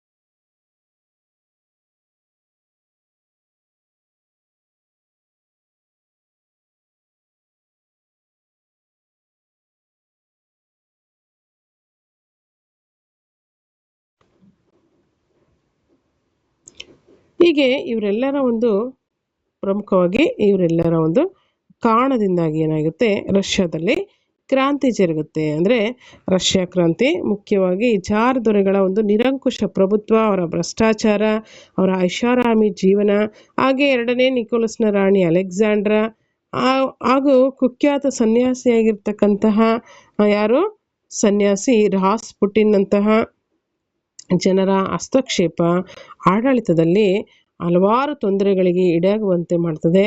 ಇದು ಏನಾಗುತ್ತೆ, ಜನಜೀವನದ ಮೇಲೆ ಅತಿಯಾಗಿರ್ತಕ್ಕಂಥ ಪ್ರಭಾವವನ್ನು ಬೀರುತ್ತೆ. ಈ ಪ್ರಭಾವದಿಂದಾಗಿ ಏನು ಮಾಡ್ತಾರೆ, ಜನತೆ ರಷ್ಯಾ ಕ್ರಾಂತಿಯಲ್ಲಿ ಭಾಗವಹಿಸ್ತಾರೆ ಅಥವಾ ರಷ್ಯಾ ಕ್ರಾಂತಿಯನ್ನು ಮಾಡ್ತಾರೆ. ರಷ್ಯಾದಲ್ಲಿ ಕ್ರಾಂತಿಯ ಮೂಲಕ ಇವರೆಲ್ಲರಿಂದ ಸ್ವತಂತ್ರ ಪಡ್ಕೊಳ್ಬೇಕು ಅಂತೇಳಿ ಕ್ರಾಂತಿಯನ್ನು ಮಾಡುವಂಥದ್ದಾಗಿರುತ್ತೆ. ಇದಿಷ್ಟು ರಾಜಕೀಯ ಅಂಶಗಳು ಪ್ರಮುಖವಾಗಿ ರಷ್ಯಾ ಕ್ರಾಂತಿ ಜರುಗಲಿಕ್ಕೆ ಕಾರಣವಾಗಿದೆ. ನೆಕ್ಸ್ಟ್ ನೋಡಿ, ಅದೇ ರೀತಿಯಾಗಿ ರಷ್ಯಾ ಕ್ರಾಂತಿಗೆ ಸಾಮಾಜಿಕ ಕಾರಣಗಳೇನು? ರಷ್ಯಾ ಕ್ರಾಂತಿಗೆ ಸಾಮಾಜಿಕ ಕಾರಣಗಳು. ಇಲ್ಲಿ ಮುಖ್ಯವಾಗಿ ನಾವು ರಷ್ಯಾ ಕ್ರಾಂತಿ ಜರುಗಲಿಕ್ಕೆ ಆ ಒಂದು ಸಮಾಜದಲ್ಲಿರ್ತಕ್ಕಂಥ ಯಾವ ರೀತಿ ಅಂಶಗಳು ಕಾರಣ ಆಗುತ್ತೆ ಅಂದರೆ, ಅಂದಿನ ರಷ್ಯಾದ ಸಮಾಜ ಮುಖ್ಯವಾಗಿ 2 ವರ್ಗಗಳಾಗಿ ವಿಭಜನೆ ಹೊಂದಿರುತ್ತೆ. ಈಗಾಗಲೇ ನಾವು ಗಮನಿಸಿದ್ದೀವಿ, ಸವಲತ್ತನ್ನು ಹೊಂದಿದ ವರ್ಗ ಮತ್ತು ಸವಲತ್ತು ಇಲ್ಲದೆ ಇರ್ತಕ್ಕಂಥ ವರ್ಗ. ಸವಲತ್ತನ್ನು ಹೊಂದಿದ ವರ್ಗ ಏನಾಗಿರುತ್ತೆ, ಇವರೆಲ್ಲ ರಾಜ ಪರಿವಾರದವರಾಗಿರ್ತಾರೆ, ಭೂಮಾಲೀಕರಾಗಿರ್ತಾರೆ, ಬಂಡವಾಳವನ್ನು ಹೊಂದಿದಂಥವರಾಗಿರ್ತಾರೆ. ಇವರೆಲ್ಲರಿಗೂ ಕೂಡ ಸಮಾಜದಲ್ಲಿ ಉನ್ನತ ಮಟ್ಟದ ಸ್ಥಾನಮಾನಗಳಿರುತ್ತೆ. ನಾಗರಿಕ, ಆಡಳಿತಾತ್ಮಕ, ಸೈನಿಕ ಹುದ್ದೆಗಳು ಕೂಡ ಇವರಿಗೆ ಮೀಸಲಾಗಿರುತ್ತೆ. ಅಷ್ಟೇ ಅಲ್ಲ, ಇಲ್ಲಿ ಇದಕ್ಕೆ ಡೆಡ್ ಅಪೋಸಿಟ್ ಅಂದರೆ ಸವಲತ್ತನ್ನು ಹೊಂದದೇ ಇರತಕ್ಕಂಥ ವರ್ಗ. ಇವರು ಯಾರಾಗಿರ್ತಾರೆ, ರೈತರು ಮತ್ತು ಕಾರ್ಮಿಕರನ್ನು ಒಳಗೊಂಡಿರ್ತಾರೆ. ಇವರು ಬಹುಸಂಖ್ಯಾತರು ಆಗಿರ್ತಾರೆ. ಅಷ್ಟೇ ಅಲ್ಲ, ಸವಲತ್ತುಗಳನ್ನು ಇವರು ಯಾವುದೇ ರೀತಿ ಸರ್ಕಾರದಿಂದ ಪಡೆದುಕೊಳ್ತಾ ಇರಲ್ಲ. ಇದರಿಂದ ಏನಾಗುತ್ತೆ, ಈ ಒಂದು ತಾರತಮ್ಯ ನೀತಿನೂ ಕೂಡ ಏನಾಗುತ್ತೆ, ರಷ್ಯಾದಲ್ಲಿ ಕ್ರಾಂತಿ ಆಗಲಿಕ್ಕೆ ಪ್ರಮುಖ ಕಾರಣ ಆಗ್ತದೆ. ನೆಕ್ಸ್ಟ್ ನೋಡಿ, ಆರ್ಥಿಕ ಕಾರಣಗಳು. ರಷ್ಯಾ ದೇಶ ಕೃಷಿ ಪ್ರಧಾನ ದೇಶ ಅಂತೇಳಿ ಈಗಾಗಲೇ ನಾವು ಗಮನಿಸಿದ್ದೀವಿ. ಆದರೆ ಕೈಗಾರಿಕಾ ಕ್ರಾಂತಿಯ ಒಂದು ಬೆಳವಣಿಗೆಯಿಂದಾಗಿ ಏನಾಗುತ್ತೆ, ಭಾರಿ ಪ್ರಮಾಣದ ಕಾರ್ಮಿಕ ವರ್ಗವನ್ನು ಕೈಗಾರಿಕಾ ಕ್ರಾಂತಿ ಆರಂಭಿಸುತ್ತೆ ಅಥವಾ ಸೃಷ್ಟಿಯನ್ನು ಮಾಡುತ್ತೆ. ಈ ಒಂದು ಕಾರ್ಮಿಕರೆಲ್ಲ ಏನು ಮಾಡ್ತಾರೆ, ಕಡಿಮೆ ಸಂಬಳಕ್ಕೆ ಹೆಚ್ಚಿನ ಒಂದು ಅವಧಿಗೆ ಲಾಂಗ್ ಟೈಮು ಇರಬೇಕಾಗುತ್ತೆ. ಮತ್ತು ಸ್ಯಾಲ್ರಿನೂ ಕೂಡ ಏನಾಗಿರುತ್ತೆ, ತುಂಬ ಡಿಕ್ರೀಸ್ ಆಗಿರುತ್ತೆ, ಕಡಿಮೆ ಒಂದು ಸಂಖ್ಯೆಯಲ್ಲಿ ಇರುತ್ತೆ. ಮತ್ತು ಲಾಂಗ್ ಟೈಮ್ವರೆಗೂ ತುಂಬ ಅವಧಿವರೆಗೂ ಇವ್ರು ಏನು ಮಾಡಬೇಕಾಗಿರುತ್ತೆ, ಕೆಲಸಗಳನ್ನು ನಿರ್ವಹಿಸಬೇಕಾಗಿರುತ್ತೆ. ಅಪಾಯಕಾರಿ ಮತ್ತು ಅನಾರೋಗ್ಯಕರವಾಗಿರ್ತಕ್ಕಂಥ ವಾತಾವರಣದಲ್ಲಿ ಇವರು ಕೆಲಸವನ್ನು ನಿರ್ವಹಿಸಬೇಕಾಗಿರುತ್ತೆ. ರಷ್ಯಾದ ಕೈಗಾರಿಕೆಗಳು ಅವರ ಮಾಲೀಕರಿಗಾಗಿ ಅಥವಾ ಮಾಲೀಕರ ಸಂಪತ್ತನ್ನು ಹೆಚ್ಚಿಸೋದಕ್ಕಾಗಿ ಇವರು ದುಡಿಬೇಕಾಗಿರುತ್ತೆ. ಕೃಷಿ ಕಾರ್ಮಿಕರು ಅವರ ಮೇಲೆ ಇವೆಲ್ಲ ಅಂಶಗಳೇನಾಗುತ್ತೆ, ಕೆಟ್ಟ ಪರಿಣಾಮವನ್ನು ಬೀರುತ್ತೆ. ಸೊ ಈ ರೀತಿ ಆರ್ಥಿಕ ಅಂಶಗಳು ಏನಾಗುತ್ತೆ, ರಷ್ಯಾದಲ್ಲಿ ಕ್ರಾಂತಿ ಜರುಗಲಿಕ್ಕೆ ಕಾರಣ ಆಗುತ್ತೆ. ನೆಕ್ಸ್ಟ್ ನೋಡಿ, ರೂಸೀಕರಣ. ರೂಸೀಕರಣ ಅಂದ್ರೆ ಏನು? ಜಾರ್ 3ನೇ ಅಲೆಕ್ಸಾಂಡರ್ ಮತ್ತು ಜಾರ್ 2ನೇ ನಿಕೋಲಸ್ ದಮನಕಾರಿ, ನಿರಂಕುಶ, ಕೇಂದ್ರೀಕೃತ ಆಡಳಿತ ಜಾರಿ ತರ್ತಾರೆ. ಯಾರ್ಯಾರು? ಜಾರ್ 3ನೇ ಅಲೆಕ್ಸಾಂಡರ್ ಮತ್ತು ಯಾರು? ಜಾರ್ 2ನೇ ನಿಕೋಲಸ್. ಇವರು ಅತ್ಯಂತ ದಮನಕಾರಿಯಾದ, ನಿರಂಕುಶ ಪ್ರಭುತ್ವವಾದ ಹಾಗೆ ಕೇಂದ್ರೀಕೃತ ಆಡಳಿತ ವ್ಯವಸ್ಥೆಯನ್ನು ಜಾರಿಗೊಳಿಸ್ತಾರೆ. ಇದರಿಂದಾಗಿ ರಷ್ಯಾಕ್ಕೆ ಒಂದು ರಾಷ್ಟ್ರ, ಒಂದು ಭಾಷೆ, ಒಂದು ಚರ್ಚ್, ಒಬ್ಬ ಜಾರ್ ಎಂಬಂತ ಒಂದು ಘೋಷಣೆ ಆಗುತ್ತೆ. ಇದನ್ನೇ ರೂಸೀಕರಣ ಅಂತೇಳಿ ಕರೀತಾರೆ. ನೆಕ್ಸ್ಟ್, ರಕ್ತಸಿಕ್ತ ಭಾನುವಾರ. ರಕ್ತಸಿಕ್ತ ಭಾನುವಾರ ಅಂದ್ರೆ ಏನಪ್ಪ ಅಂದ್ರೆ, 1905 ಜನವರಿ 22ರ ಭಾನುವಾರದಂದು ಫಾದರ್ ಗಪನ್ನ ನೇತೃತ್ವದಲ್ಲಿ, ಯಾರ ನೇತೃತ್ವದಲ್ಲಿ? ಫಾದರ್ ಗಪನ್ನ ನೇತೃತ್ವದಲ್ಲಿ 1905 ಜನವರಿ 22ರ ಭಾನುವಾರದಂದು ಒಂದು ರ್ಯಾಲಿಯನ್ನು ಹಮ್ಮಿಕೊಳ್ತಾರೆ. ಏನಪ್ಪ ಅಂತಂದರೆ ತಮ್ಮ ಸಮಸ್ಯೆಗಳನ್ನು ಹೇಳ್ಕೊಳ್ಳುವ ಸಲುವಾಗಿ ಜಾರ್ನನ್ನು ಇವರು ಭೇಟಿ ಆಗಬೇಕಾಗಿರುತ್ತೆ. ಹಾಗಾಗಿ ಒಂದು ರ್ಯಾಲಿಯನ್ನು ಹಮ್ಮಿಕೊಳ್ತಾರೆ. ಆದರೆ ಅದರಲ್ಲಿನ ಅನೇಕರನ್ನು ಜಾರ್ ಸೈನ್ಯ ಏನು ಮಾಡುತ್ತೆ, ಕೊಂದು ಹಾಕ್ಬಿಡುತ್ತೆ. ಇದನ್ನು ರಕ್ತಸಿಕ್ತ ರವಿವಾರ ಅಂಥೇಳಿ ಕರೀತಾರೆ. ರಕ್ತಸಿಕ್ತ ರವಿವಾರ ಅಂಥೇಳಿ ಇದನ್ನು ಕರೀತಾರೆ. ಹಾಗಾಗಿ ಇದನ್ನು ಗಮನಿಸಬೇಕಾಗತ್ತೆ.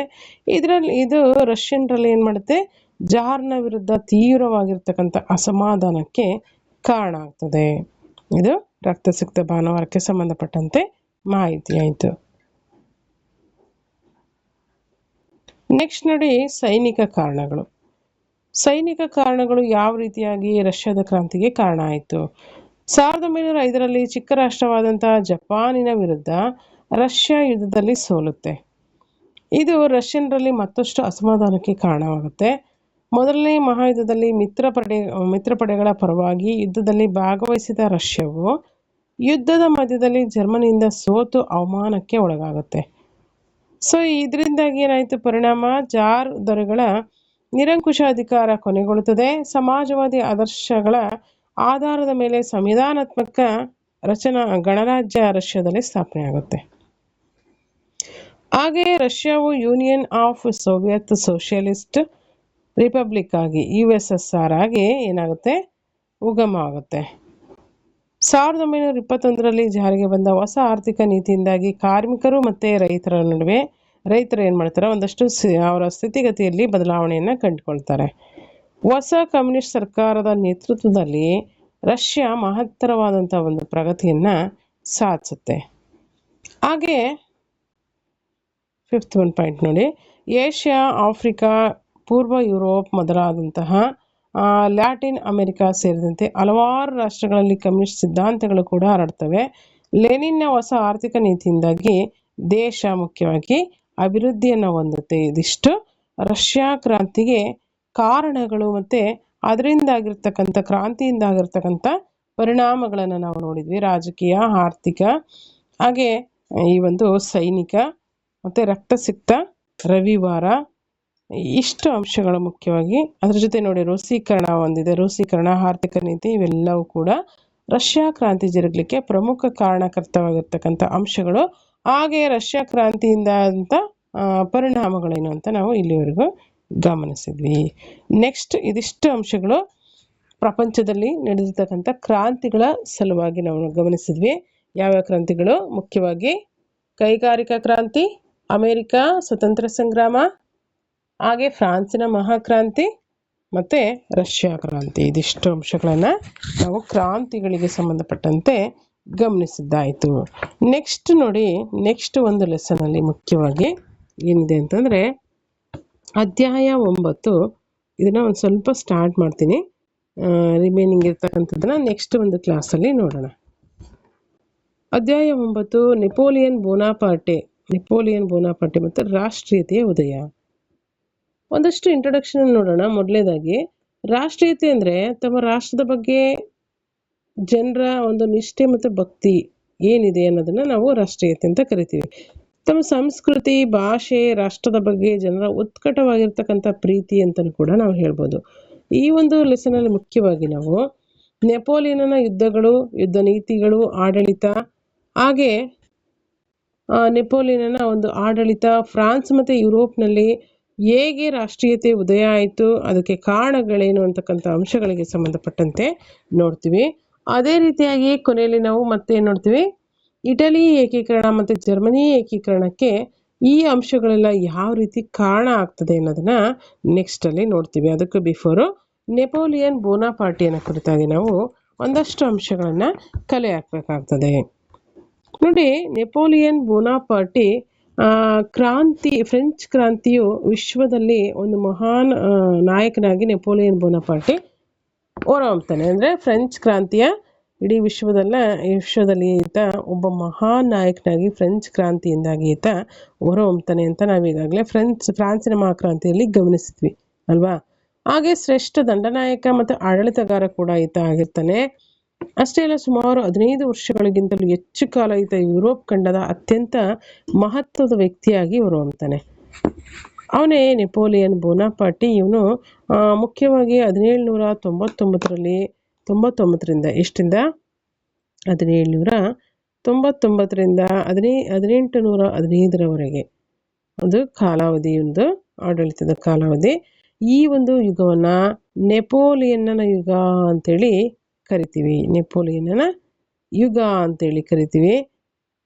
ಈ ಒಂದು ನೆಪೋಲಿಯನ್ನನ ಯುಗದಲ್ಲಿ ಏನೆಲ್ಲ ಅಂಶಗಳು ಜರುಗುತ್ತೆ, ಇವನ ಆಡಳಿತ, ಇವನ ನೀತಿಗಳು, ಒಂದು ಯುದ್ಧ ನೀತಿಗಳು ಹೇಗಿತ್ತು, ಫ್ರಾನ್ಸ್ ಮತ್ತು ಯುರೋಪ್ನಲ್ಲಿ ರಾಷ್ಟ್ರೀಯತೆ ಉದಯಕ್ಕೆ ಇವೆಲ್ಲ ಅಂಶಗಳು ಯಾವ ರೀತಿ ಕಾರಣ ಆಗ್ತದೆ ಅಂತಕ್ಕಂಥ ವಿಚಾರಕ್ಕೆ ಸಂಬಂಧಪಟ್ಟಂತೆ ನಾವು ಒಂದೊಂದಾಗಿ ಡಿಸ್ಕಷನನ್ನು ಮಾಡ್ತಾ ಸಾಗೋಣ. ನೋಡಿ, ನನ್ನ ದೇಶ ಸಾಯುತ್ತಿರುವಾಗ ನಾನು ಜನಿಸಿದೆ ಅಂತೇಳಿ ನೆಪೋಲಿಯನ್ ತನ್ನ ಒಂದು ಮಾತನ್ನ ಹೇಳ್ತಾ ಇದ್ದಾನೆ, ತನ್ನ ಒಂದು ವಾಕ್ಯವನ್ನು ಹೇಳ್ತಾನೆ. ನನ್ನ ದೇಶ ಸಾಯುತ್ತಿರುವಾಗ ನಾನು ಜನಿಸಿದೆ ಅಂತ ನೆಪೋಲಿಯನ್ ಹೇಳ್ತಾ ಇದ್ದಾನೆ. ಅಂದರೆ ಫ್ರಾನ್ಸ್ ದೇಶಕ್ಕೆ ಹೊಸ ಬದುಕಿನ ಉತ್ಸಾಹವನ್ನು ತಂದುಕೊಡಲು ಅವನು ಪ್ರಯತ್ನ ಮಾಡ್ತಾನೆ. ಇನ್ನೊಂದು ಅರ್ಥದಲ್ಲಿ ಹೇಳೋದಾದ್ರೆ ಸುಧಾರಣೆಗಳಲ್ಲಿ ಇವನು ಕ್ರಾಂತಿಯ ಶಿಶುವಾಗಿ, ಸೈನಿಕ ಸಾಧನೆಗಳಲ್ಲಿ ಕ್ರಾಂತಿಯ ವಿನಾಶಕನಾಗಿ ಈತ ಕೆಲಸವನ್ನ ನಿರ್ವಹಿಸ್ತಾನೆ. ಹಾಗಾಗಿ ಇವನ ಒಂದು ಆರಂಭಿಕ ಜೀವನ, ಹಾಗೆ ಅವನ ಆಡಳಿತ ಮತ್ತೆ ಇನ್ನಿತರೆ ಯುರೋಪಿನಲ್ಲಿ ರಾಷ್ಟ್ರೀಯತೆಯ ಕ್ರಾಂತಿಗೆ, ರಾಷ್ಟ್ರೀಯತೆಯ ಉದಯಕ್ಕೆ ಯಾವ ರೀತಿ ಇವನ ಆಡಳಿತ, ಇವನ ಒಂದು ಯುದ್ಧಗಳಾಗಿರ್ಬೋದು, ಆಡಳಿತದ ನೀತಿ ಹೇಗೆ ಕಾರಣ ಆಗ್ತದೆ ಅಂತ ನೋಡ್ತಾ ಹೋಗೋಣ. ಮೊದಲನೇದಾಗಿ ನೋಡಿ, ಒಂದು ವಾಕ್ಯ 2 ವಾಕ್ಯದ ಪ್ರಶ್ನೋತ್ತರಗಳನ್ನ ಡಿಸ್ಕಷನ್ ಮಾಡ್ತಾ ತಿಳ್ಕೊಳ್ಳೋಣ. ಫ್ರಾನ್ಸ್ನ ಮೊದಲ ಕನ್ಸಲ್ ಯಾರು? ನೆಪೋಲಿಯನ್ ಬೋನಾಪಾರ್ಟಿ ಫ್ರಾನ್ಸ್ನ ಮೊದಲ ಕನ್ಸಲ್ ಆಗಿರ್ತಾನೆ. ಹಾಗೆ ಅಡ್ಮಿರಲ್ ನೆಲ್ಸನ್ ಯಾರು? ಅಡ್ಮಿರಲ್ ನೆಲ್ಸನ್ ಅಂದರೆ ಬ್ರಿಟಿಷ್ನ ನೌಕಾಧಿಪತಿಯನ್ನು ಅಡ್ಮಿರಲ್ ನೆಲ್ಸನ್ ಆಗಿ ನೇಮಕ ಆಗಿರ್ತಾನೆ. 3rd ಒಂದು ಕ್ವಶನ್ ನೋಡಿ, ನೆಪೋಲಿಯನ್ನನು ಫ್ರಾನ್ಸ್ ಚಕ್ರವರ್ತಿ ಎಂದು ಕಿರೀಟ ಧರಿಸಿದ್ದು ಯಾವಾಗ? ಕ್ರಿಸ್ತಶಕ 1804ರಲ್ಲಿ ನೆಪೋಲಿಯನ್ ಬೋನಾಪಾರ್ಟಿ ಫ್ರಾನ್ಸಿನ ಚಕ್ರವರ್ತಿ ಎಂದು ಕಿರೀಟವನ್ನು ಧಾರಣೆ ಮಾಡಿದನು. ಬ್ಯಾಂಕ್ ಆಫ್ ಫ್ರಾನ್ಸನ್ನ ಸ್ಥಾಪನೆ ಮಾಡಿದ್ಯಾರು? ನೆಪೋಲಿಯನ್ ಬೋನಾಪಾರ್ಟಿ ಬ್ಯಾಂಕ್ ಆಫ್ ಫ್ರಾನ್ಸ್ನ ಸ್ಥಾಪನೆ ಮಾಡ್ತಾನೆ. ನೆಕ್ಸ್ಟ್ ಒಂದು ನೋಡಿ, 5th ಒಂದು ಕ್ವಶನು, ನೆಪೋಲಿಯನ್ ಸ್ಥಾಪಿಸಿದ ವಿಶ್ವವಿದ್ಯಾಲಯ ಯಾವುದು? ಫ್ರಾನ್ಸ್ ವಿಶ್ವವಿದ್ಯಾಲಯವನ್ನು ನೆಪೋಲಿಯನ್ ಸ್ಥಾಪನೆ ಮಾಡ್ತಾನೆ. 6th ಒಂದು, ಖಂಡಾಂತರ ಪದ್ಧತಿ ಏರಿದವರು ಯಾರು? ನೆಪೋಲಿಯನ್ ಬೋನಾಪಾರ್ಟಿ ಖಂಡಾಂತರ ಪದ್ಧತಿಯನ್ನ ಏರಿದನು. ನೆಕ್ಸ್ಟ್, ನೆಪೋಲಿಯನ್ ನಿಧನನಾಗಿದ್ದು ಯಾವಾಗ? ಅಟ್ಲಾಂಟಿಕ್ ಸಾಗರದ ಸೆಂಟ್ ಎಲಿನಾ, ಎಲ್ಲಿ ನಿಧನ ಆದ ಅಂತಂದ್ರೆ ಅಟ್ಲಾಂಟಿಕ್ ಸಾಗರದ ಸೆಂಟ್ ಎಲಿನಾ ಎಂಬಂತ ದ್ವೀಪದಲ್ಲಿ ನೆಪೋಲಿಯನ್ ಬೋನಾಪಾರ್ಟಿ ನಿಧನ ಹೊಂದ್ತಾನೆ. ನೆಪೋಲಿಯನ್ ಮಾಡಿದಂಥ ಕೊನೆಯ ಯುದ್ಧ ಯಾವುದು? ವಾಟರ್ಲೂ ಕದನ ನೆಪೋಲಿಯನ್ ಕೊನೆಯದಾಗಿ ಮಾಡಿದಂಥ ಯುದ್ಧವಾಗಿದೆ. ನೆಕ್ಸ್ಟ್, 2ನೇ ಜಸ್ಟೀನಿಯನ್ ಎಂದು ಯಾರನ್ನ ಕರೆಯುತ್ತಾರೆ? 2ನೇ ಜಸ್ಟೀನಿಯನ್ ಎಂದು ನೆಪೋಲಿಯನ್ ಬೋನಾಪಾರ್ಟಿಯನ್ನ ಕರೆಯುತ್ತಾರೆ. 10th ಒಂದು ಕ್ವಶನ್, ವಾಟರ್ಲೂ ಕದನವು ಯಾವ ವರ್ಷದಲ್ಲಿ ಜರುಗುತ್ತೆ? ಕ್ರಿಸ್ತಶಕ 1815ರಲ್ಲಿ ವಾಟರ್ಲೂ ಕದನ ಜರುಗುತ್ತೆ. ನೆಕ್ಸ್ಟ್, ಇಲ್ಲಿವರೆಗೂ ನಾವು 1 ಮಾರ್ಕ್ಸ್ ಕ್ವಶನ್ ಅಂಡ್ ಆನ್ಸರ್ಸ್ ನೋಡಿದ್ವಿ. ಇವಾಗ 2 ಮಾರ್ಕ್ಸ್ ಕ್ವಶನ್ ಅಂಡ್ ಆನ್ಸರ್ಸ್ ಏನಿದೆ ಅಂತೇಳಿ ಗಮನಿಸೋಣ. ಮೊದಲನೇದಾಗಿ, ನೆಪೋಲಿಯನ್ನ ತಂದೆ ತಾಯಿ ಯಾರು? ಚಾರ್ಲ್ಸ್ ಬೋನಾಪಾರ್ಟಿ ಮತ್ತು ರೊಮೋಲಿನಾ ಇವರು ನೆಪೋಲಿಯನ್ನ ತಂದೆ ತಾಯಿ. 2ನೇ ಪ್ರಶ್ನೆ ನೋಡಿ, ನೆಪೋಲಿಯನ್ ಜನಿಸಿದ್ದು ಎಲ್ಲಿ ಮತ್ತು ಯಾವ ವರ್ಷದಲ್ಲಿ? ಕೋರ್ಸಿಕಾ ದ್ವೀಪದ ಅಜಾಸಿಯೋ ಎಂಬ ನಗರದಲ್ಲಿ ನೆಪೋಲಿಯನ್ ಜನಿಸ್ತಾನೆ. ಎಷ್ಟರಲ್ಲಿ? ಆಗಸ್ಟ್ 15, 1769ರಲ್ಲಿ ಜನಿಸಿದ. ನೆಕ್ಸ್ಟ್, ತಿಲ್ಸಿಟ್ ಒಪ್ಪಂದ ಯಾರ ಮಧ್ಯೆ ಯಾವ ವರ್ಷದಲ್ಲಿ ಜರುಗಿತು? ತಿಲ್ಸಿಟ್ ಒಪ್ಪಂದವು ನೆಪೋಲಿಯನ್ ಬೋನಾಪಾರ್ಟಿ ಮತ್ತು ರಷ್ಯಾದ ಜಾರ್ ಅಲೆಕ್ಸಾಂಡರ್ನೊಂದಿಗೆ 1807ರಲ್ಲಿ ಜರುಗುತ್ತೆ. ಕಾನ್ಕಾರ್ಡಟ್ ಎಂದರೆ ಏನು? ಕಾನ್ಕಾರ್ಡಟ್ ಎಂದರೆ ನೆಪೋಲಿಯನ್ ಬೋನಾಪಾರ್ಟಿ ಮತ್ತು ಪೋಪ್ 7ನೇ ಪಯಸ್ರ ಮಧ್ಯೆ ನಡೆದಂಥ ಒಂದು ಧಾರ್ಮಿಕ ಒಪ್ಪಂದವನ್ನ ಕಾನ್ಕಾರ್ಡಟ್ ಅಂತೇಳಿ ಕರೀತಾರೆ. ನೆಕ್ಸ್ಟ್, ಖಂಡಾಂತರ ಪದ್ಧತಿ ಎಂದರೇನು? ನೆಪೋಲಿಯನ್ ಬೋನಾಪಾರ್ಟಿಯು ಇಂಗ್ಲೆಂಡಿನಲ್ಲಿ ವ್ಯಾಪಾರ ಮತ್ತು ವಾಣಿಜ್ಯವನ್ನ ನಾಶಪಡಿಸಲು ಜಾರಿಗೆ ತಂದಂಥ ಒಂದು ವ್ಯವಸ್ಥೆಯನ್ನ ಖಂಡಾಂತರ ಪದ್ಧತಿ ಅಂತೇಳಿ ಕರೆಯುತ್ತಾರೆ. ನೆಕ್ಸ್ಟ್, ಲೇಜನ್ ಆಫ್ ಆನರ್ ಅಂದ್ರೇನು? ಫ್ರಾನ್ಸಿನ ಸೈನಿಕ ಮತ್ತು ನಾಗರಿಕ ವಲಯಗಳಲ್ಲಿ ಸೇವೆ ಸಲ್ಲಿಸಿದ ಸಾಧಕರಿಗೆ ನೆಪೋಲಿಯನ್ ಬೋನಾಪಾರ್ಟಿ ನೀಡ್ತಾ ಇದ್ದಂಥ ಒಂದು ಪ್ರಶಸ್ತಿಯನ್ನ ಲೀಜನ್ ಆಫ್ ಆನರ್ ಅಂತೇಳಿ ಕರೆಯುತ್ತಾರೆ. ನೆಕ್ಸ್ಟ್ 5 ಮಾರ್ಕ್ಸ್ ಕ್ವಶನ್ ಆನ್ಸರ್ಸ್ ನೋಡಿ ಏನಿದೆ. ನೆಪೋಲಿಯನ್ ಜೀವನ ಮತ್ತು ಏಳ್ಗೆನ ಕುರಿತಾಗಿ ನಾವು ನೋಡೋದಾದ್ರೆ ಅವನ ಒಂದು ಆರಂಭಿಕ ಜೀವನ ಹೇಗಿತ್ತು. ನೆಪೋಲಿಯನ್ ಬೋನಾಪಾರ್ಟಿ ಕೋರ್ಸಿಕಾ ದ್ವೀಪದ ಅಜಾಸಿಯೋ ಎಂಬ ನಗರದಲ್ಲಿ ಆಗಸ್ಟ್ 5ರಂದು 1769ರಲ್ಲಿ ಜನಿಸ್ತಾನೆ. ಚಾರ್ಲ್ಸ್ ಬೋನಾಪಾರ್ಟಿ ಮತ್ತು ರೊಮೋಲಿನಾ ಇವರ ತಂದೆ ತಾಯಿಯಾಗಿರ್ತಾರೆ. ಇವರು ಬಾಲ್ಯದಲ್ಲಿಯೇ ಅತ್ಯಂತ ಹೆಚ್ಚಿನ ಆತ್ಮವಿಶ್ವಾಸ ಮತ್ತು ಸತತ ಶ್ರಮ ಹಾಗೂ ಅತ್ಯಂತ ಮಹತ್ವಾಕಾಂಕ್ಷೆಯ ಗುಣಗಳನ್ನು ಹೊಂದಿರ್ತಾನೆ ನೆಪೋಲಿಯನ್ ಬೋನಾಪಾರ್ಟಿ. ಅನಂತರದಲ್ಲಿ ಪ್ಯಾರಿಸ್ನ ಸೇನಾ ಅಕಾಡೆಮಿಯಲ್ಲಿ ಸೇರ್ಪಡೆಗೊಂಡು ಶಿಕ್ಷಣವನ್ನು ಪಡಿತಾನೆ. ತನ್ನ 17ನೇ ವಯಸ್ಸಿಗೆ ಫ್ರೆಂಚ್ ಸೇನೆಯಲ್ಲಿ ಒಬ್ಬ ಸೈನಿಕನಾಗಿ ಈತ ಸೇರಿಕೊಳ್ತಾನೆ. ತನ್ನ ಪರಿಶ್ರಮದಿಂದಾಗಿ ಹುದ್ದೆಯಿಂದ ಹುದ್ದೆಗೆ ಬಡ್ತಿಯನ್ನು ಹೊಂದುತ್ತಾನೆ. ಫ್ರಾನ್ಸಿನ ಡೈರೆಕ್ಟರಿ ಸರ್ಕಾರದ ಮುಂದೆ ತನ್ನ ಪ್ರತಿಭೆಯನ್ನು ಕೂಡ ಈತ ಸಾಬೀತುಪಡಿಸ್ತಾನೆ. ಇದಿಷ್ಟು ನೆಪೋಲಿಯನ್ನ ಆರಂಭಿಕ ಜೀವನ ಆಯಿತು. ಹಾಗಾದ್ರೆ ನೆಪೋಲಿಯನ್ ಬೋನಾಪಾರ್ಟಿ ಏಳ್ಗೆನ ಕುರಿತಾಗಿ ನಾವು ನೋಡೋದಾದ್ರೆ ನೆಪೋಲಿಯನ್ ಬೋನಾಪಾರ್ಟಿಯ ಏಳ್ಗೆಯು ಮುಖ್ಯವಾಗಿ ಫ್ರಾನ್ಸ್ನ ಡೈರೆಕ್ಟರಿ ಸರ್ಕಾರದ ಸೈನ್ಯದಲ್ಲಿ ಒಬ್ಬ ಸಾಮಾನ್ಯ ಸೈನಿಕನಾಗಿ ಈತ ಸೇರಿಕೊಳ್ತಾನೆ. ನೆಪೋಲಿಯನ್ ತನ್ನ ಪರಿಶ್ರಮದಿಂದ ಏನಾಗ್ತಾನೆ, ಹುದ್ದೆಯಿಂದ ಹುದ್ದೆಗೆ ಜಂಪ್ ಆಗ್ತಾನೆ, ಬಡ್ತಿಯನ್ನು ಹೊಂದುತ್ತಾನೆ. ನೆಪೋಲಿಯನ್ ಡೈರೆಕ್ಟರಿ ಸರ್ಕಾರ ಏನ್ ಮಾಡುತ್ತೆ, ನೆಪೋಲಿಯನ್ನ ಕ್ರಿಸ್ತ ಶಕ 1796ರಲ್ಲಿ ಇಟಲಿಯಲ್ಲಿ ಫ್ರೆಂಚ್ ಸೇನೆಯ ದಂಡನಾಯಕನಾಗಿ ನೇಮಿಸುತ್ತೆ. ಇವನ ಪರಿಶ್ರಮದಿಂದಾಗಿ ಹುದ್ದೆಯಿಂದ ಹುದ್ದೆಗೆ ಒಂದಷ್ಟು ಪ್ರಮೋಷನ್ ಅನ್ನ ಪಡ್ಕೊಳ್ತಾನೆ. ಹಾಗಾಗಿ ಫ್ರೆಂಚ್ ಸರ್ಕಾರ ಏನ್ ಮಾಡುತ್ತೆ, ಇವನನ್ನ ಇಟಲಿಯಲ್ಲಿ ಫ್ರೆಂಚ್ ಸೇನೆಯ ದಂಡನಾಯಕನಾಗಿ ನೇಮಕವನ್ನ ಮಾಡುತ್ತೆ. ಇಷ್ಟರಲ್ಲಿ 1796ರಲ್ಲಿ ನೆಪೋಲಿಯನನು ಸಾರ್ಡಿನಿಯನ್ರನ್ನ ಮತ್ತು ಆಸ್ಟ್ರೇಲಿಯನ್ನರನ್ನ ಒಂದು ಕದನದಲ್ಲಿ ಸೋಲಿಸ್ತಾನೆ. 1797ರಲ್ಲಿ ನಡೆದಂತಹ ಕ್ಯಾಂಪೋ ಫೋರ್ಮಿಯಾ ಒಪ್ಪಂದದಿಂದಾಗಿ ಫ್ರಾನ್ಸ್ ದೇಶಕ್ಕೆ ಅಪಾರವಾದಂಥ ಯಶಸ್ಸನ್ನ ಈತ ಗಳಿಸಿಕೊಡ್ತಾನೆ. ಈತನ ಈಜಿಪ್ಟ್ ಮೇಲಿನ ದಂಡಯಾತ್ರೆಯು ಕೂಡ ಒಂದು ಉದ್ದೇಶವನ್ನು ಹೊಂದಿರುತ್ತೆ. ಏನಂತ, ಬ್ರಿಟಿಷ್ ಸಾಮ್ರಾಜ್ಯಶಾಹಿತ್ವದ ಮೇಲೆ ದಾಳಿ ಮಾಡುವುದು ಈತನ ಒಂದು ದಂಡಯಾತ್ರೆಯ ಪ್ರಮುಖ ಉದ್ದೇಶ ಆಗಿರುತ್ತೆ. ನೆಪೋಲಿಯನ್ನನು ಪಿರಮಿಡ್ ಕದನದಲ್ಲಿ ಇಂಗ್ಲೆಂಡಿನ ಮೇಲೆ ದಿಗ್ವಿಜಯವನ್ನು ಸಾಧಿಸೋದಕ್ಕೆ ಸಾಧ್ಯ ಆಗುತ್ತೆ. ಹಾಗೆ ನೈಲ್ ಅಥವಾ ಅಬು ಕೀರ್ ಬೇ ಎಂಬಂತ ಒಂದು ನೌಕಾ ಕದನದಲ್ಲಿ ಅಡ್ಮಿರಲ್ ನೆಲ್ಸನ್ನಿಂದ ಸೋಲಿಸಲ್ಪಡ್ತಾನೆ ಈತ. ಯಾರು? ನೆಪೋಲಿಯನ್ ಸೋತಂತಹ ಯುದ್ಧಗಳ್ಯಾವುದು? ಪಿರಮಿಡ್ ಕದನದಲ್ಲಿ ಇಂಗ್ಲೆಂಡಿನ ಮೇಲೆ ದಿಗ್ವಿಜಯವನ್ನು ಸಾಧಿಸೋದಕ್ಕೆ ಸಾಧ್ಯವಾಗುತ್ತೆ. ಯಾವ್ದ್ರಿಂದ? ಈತನ ಒಂದು ದಂಡಯಾತ್ರೆಗಳ ಉದ್ದೇಶ ಸಾಮ್ರಾಜ್ಯಶಾಹಿತ್ವದ ಮೇಲೆ ದಾಳಿ ಮಾಡುವುದಾಗಿದ್ದು ಇಂಗ್ಲೆಂಡಿನ ಮೇಲೆ ಆತ ದಾಳಿ ಮಾಡಿ ವಿಜಯ ಗಳಿಸ್ತಾನೆ.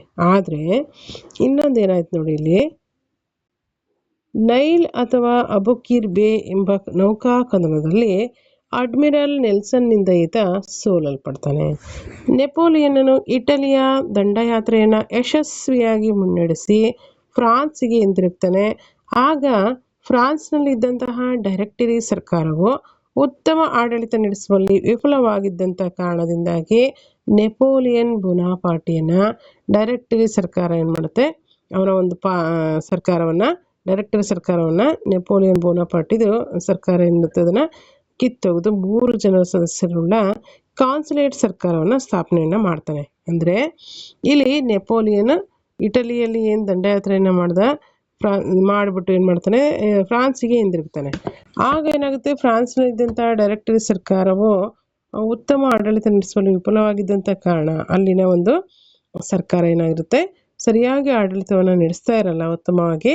ಹಾಗಾಗಿ ಆ ಡೈರೆಕ್ಟರಿ ಸರ್ಕಾರವನ್ನ ಈತನೇ ಕಿತ್ತೊಗೆದು ಬಿಡ್ತಾನೆ. ಕಿತ್ತೊಗೆದು ಏನ್ ಮಾಡ್ತಾನೆ, 3 ಜನರನ್ನ ಒಳಗೊಂಡಂತ ಒಂದು ಕಾನ್ಸುಲೇಟ್ ಸರ್ಕಾರವನ್ನ ಈತನೇ ಸ್ಥಾಪನೆ ಮಾಡ್ತಾನೆ.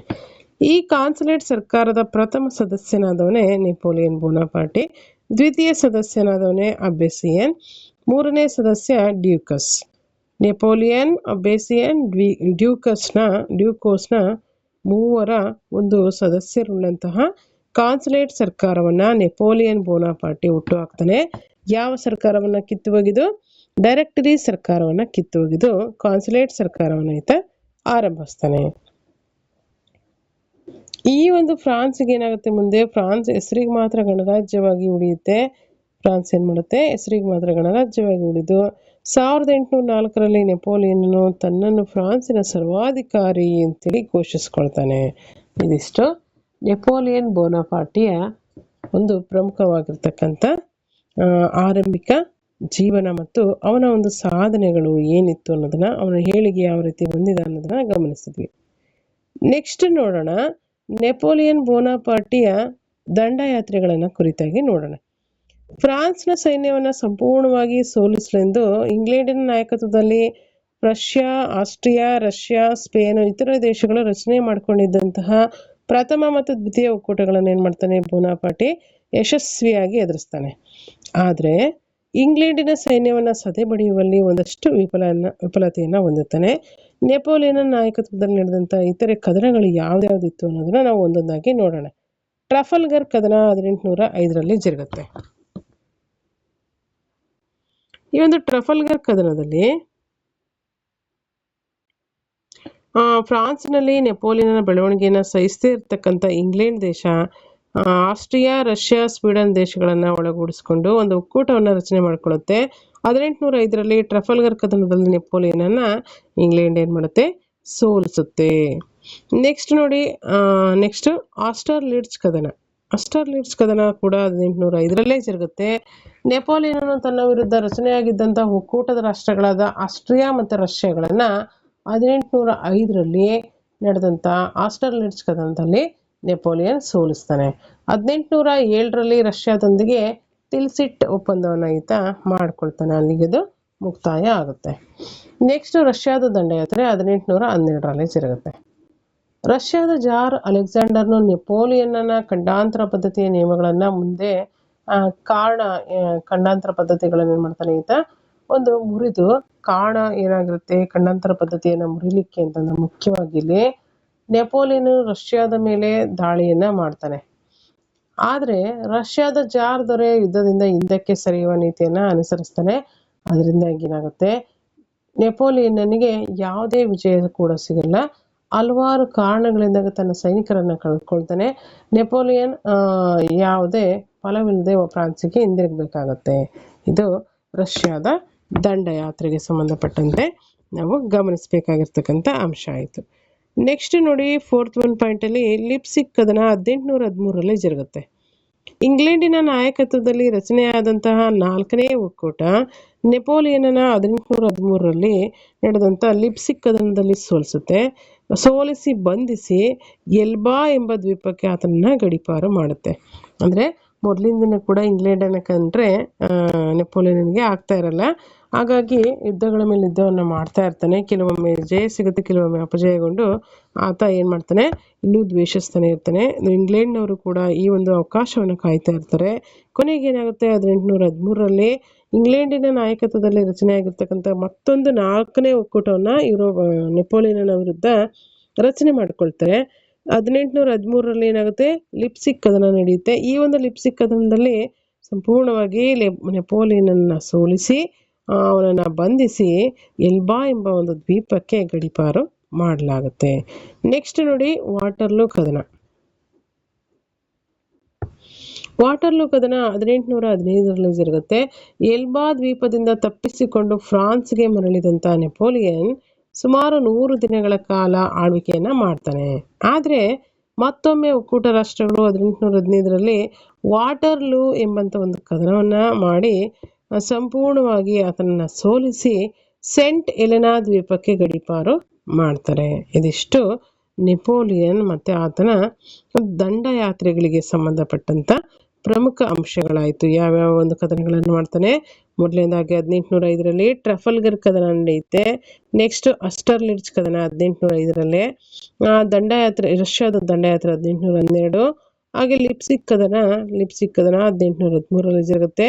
ಕೊನೆಯದಾಗಿ ನಡೆದಿದ್ದೆ ವಾಟರ್ಲೂ ಕದನ 1815ರಲ್ಲಿ. ಇದರಲ್ಲಿ ಸಂಪೂರ್ಣವಾಗಿ ಸೋತು ಶರಣಾಗತನಾಗಿ ಏನ್ ಮಾಡ್ತಾನೆ, ಈತನನ್ನ ಎಲೆನಾ ದ್ವೀಪಕ್ಕೆ, ಸೆಂಟ್ ಎಲೆನಾ ದ್ವೀಪಕ್ಕೆ ಏನ್ ಮಾಡ್ತಾರೆ, ಬ್ರಿಟಿಷರು ಇವನನ್ನ ಗಡೀಪಾರು ಮಾಡ್ತಾರೆ. ಇದಿಷ್ಟು ನೆಪೋಲಿಯನ್ ಬೋನಾಪಾರ್ಟಿಯ ಮುಖ್ಯವಾಗಿರ್ತಕ್ಕಂಥ ದಂಡಯಾತ್ರೆಗಳಾಯಿತು. ನೆಕ್ಸ್ಟ್ ನೆಪೋಲಿಯನ್ ಬೋನಾಪಾರ್ಟಿಯ ಖಂಡಾಂತರ ಪದ್ಧತಿಯನ್ನು ಕುರಿತಾಗಿ ನಾವು ನೋಡೋದಾದರೆ, ಇಲ್ಲಿ ಖಂಡಾಂತರ ಪದ್ಧತಿ ಎಷ್ಟರಲ್ಲಿ ಜರುಗುತ್ತೆ? 1806ರಲ್ಲಿ ಜರುಗುತ್ತೆ. 1806ರಲ್ಲಿ ನಡೆದಂಥ ಒಂದು ಖಂಡಾಂತರ ಪದ್ಧತಿಯನ್ನು ಕುರಿತಾಗಿ ನಾವು ನೋಡೋದಾದರೆ, ಇಂಗ್ಲೆಂಡಿನ ಸೈನ್ಯವನ್ನು ಸೋಲಿಸಲು ವಿಫಲನಾದಂಥ ಕಾರಣದಿಂದಾಗಿ ನೆಪೋಲಿಯನ್ ಯುರೋಪ್ ಖಂಡದಲ್ಲಿ ಇಂಗ್ಲೆಂಡಿನ ವ್ಯಾಪಾರ ಮತ್ತು ವಾಣಿಜ್ಯವನ್ನು ಕುಂಠಿತಗೊಳಿಸುವ ಸಲುವಾಗಿ ಖಂಡಾಂತರ ಪದ್ಧತಿಯನ್ನು ಜಾರಿಗೊಳಿಸ್ತಾನೆ. 1806 ಮತ್ತು 7ರಲ್ಲಿ ಬರ್ಲಿನ್ ಮತ್ತು ಮಿಲಾನ್ ಘೋಷಣೆಗಳನ್ನು ಹೊರಡಿಸಿ ತನ್ನ ಅಧೀನದಲ್ಲಿದ್ದಂತಹ ಯುರೋಪ್ ಖಂಡದ ರಾಷ್ಟ್ರಗಳು ಯಾವುದೇ ಕಾರಣಕ್ಕೂ ಇಂಗ್ಲೆಂಡಿನೊಂದಿಗೆ ವ್ಯಾಪಾರ ವಾಣಿಜ್ಯವನ್ನು ನಡೆಸಬಾರ್ದು ಅಂತೇಳಿ ಇಂಗ್ಲೆಂಡಿನ ವಸ್ತುಗಳನ್ನು ಯುರೋಪ್ನಿಂದ ಬಹಿಷ್ಕರಿಸಿ ಖಂಡಾಂತರ ಪದ್ಧತಿಯ ಮೂಲಕ ಕೆಲವು ನಿರ್ಬಂಧಗಳನ್ನು ಏರಲಾಗುತ್ತೆ. ಆದರೆ ಇಡೀ ಯುರೋಪ್ ಏನು ಮಾಡುತ್ತೆ?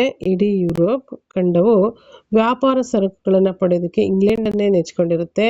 ಅದರಿಂದಾಗಿ ಇಂಗ್ಲೆಂಡಿಗಿಂತ ಫ್ರಾನ್ಸ್ಗೆ ಹೆಚ್ಚು ತೊಂದರೆಯನ್ನು ಇದು ಉಂಟು ಮಾಡುತ್ತೆ. ಈ ರೀತಿ ಒಂದು ಖಂಡಾಂತರ ಪದ್ಧತಿಯಿಂದಾಗಿ ಇಂಗ್ಲೆಂಡನ್ನೇ ನೆಚ್ಕೊಂಡಂತಹ ಏನಾಗುತ್ತೆ, ಅಲ್ಲಿನ ಸರಕುಗಳನ್ನೇ ನೆಚ್ಕೊಂಡಂತಹ ಜನರಿಗೆ, ಫ್ರಾನ್ಸಿನ ಜನರಿಗೆ ಇಲ್ಲಿ ಲಾಸ್ ಆಗ್ತಾ ಹೋಗುತ್ತೆ, ತೊಂದರೆ ಆಗ್ತಾ ಹೋಗುತ್ತೆ.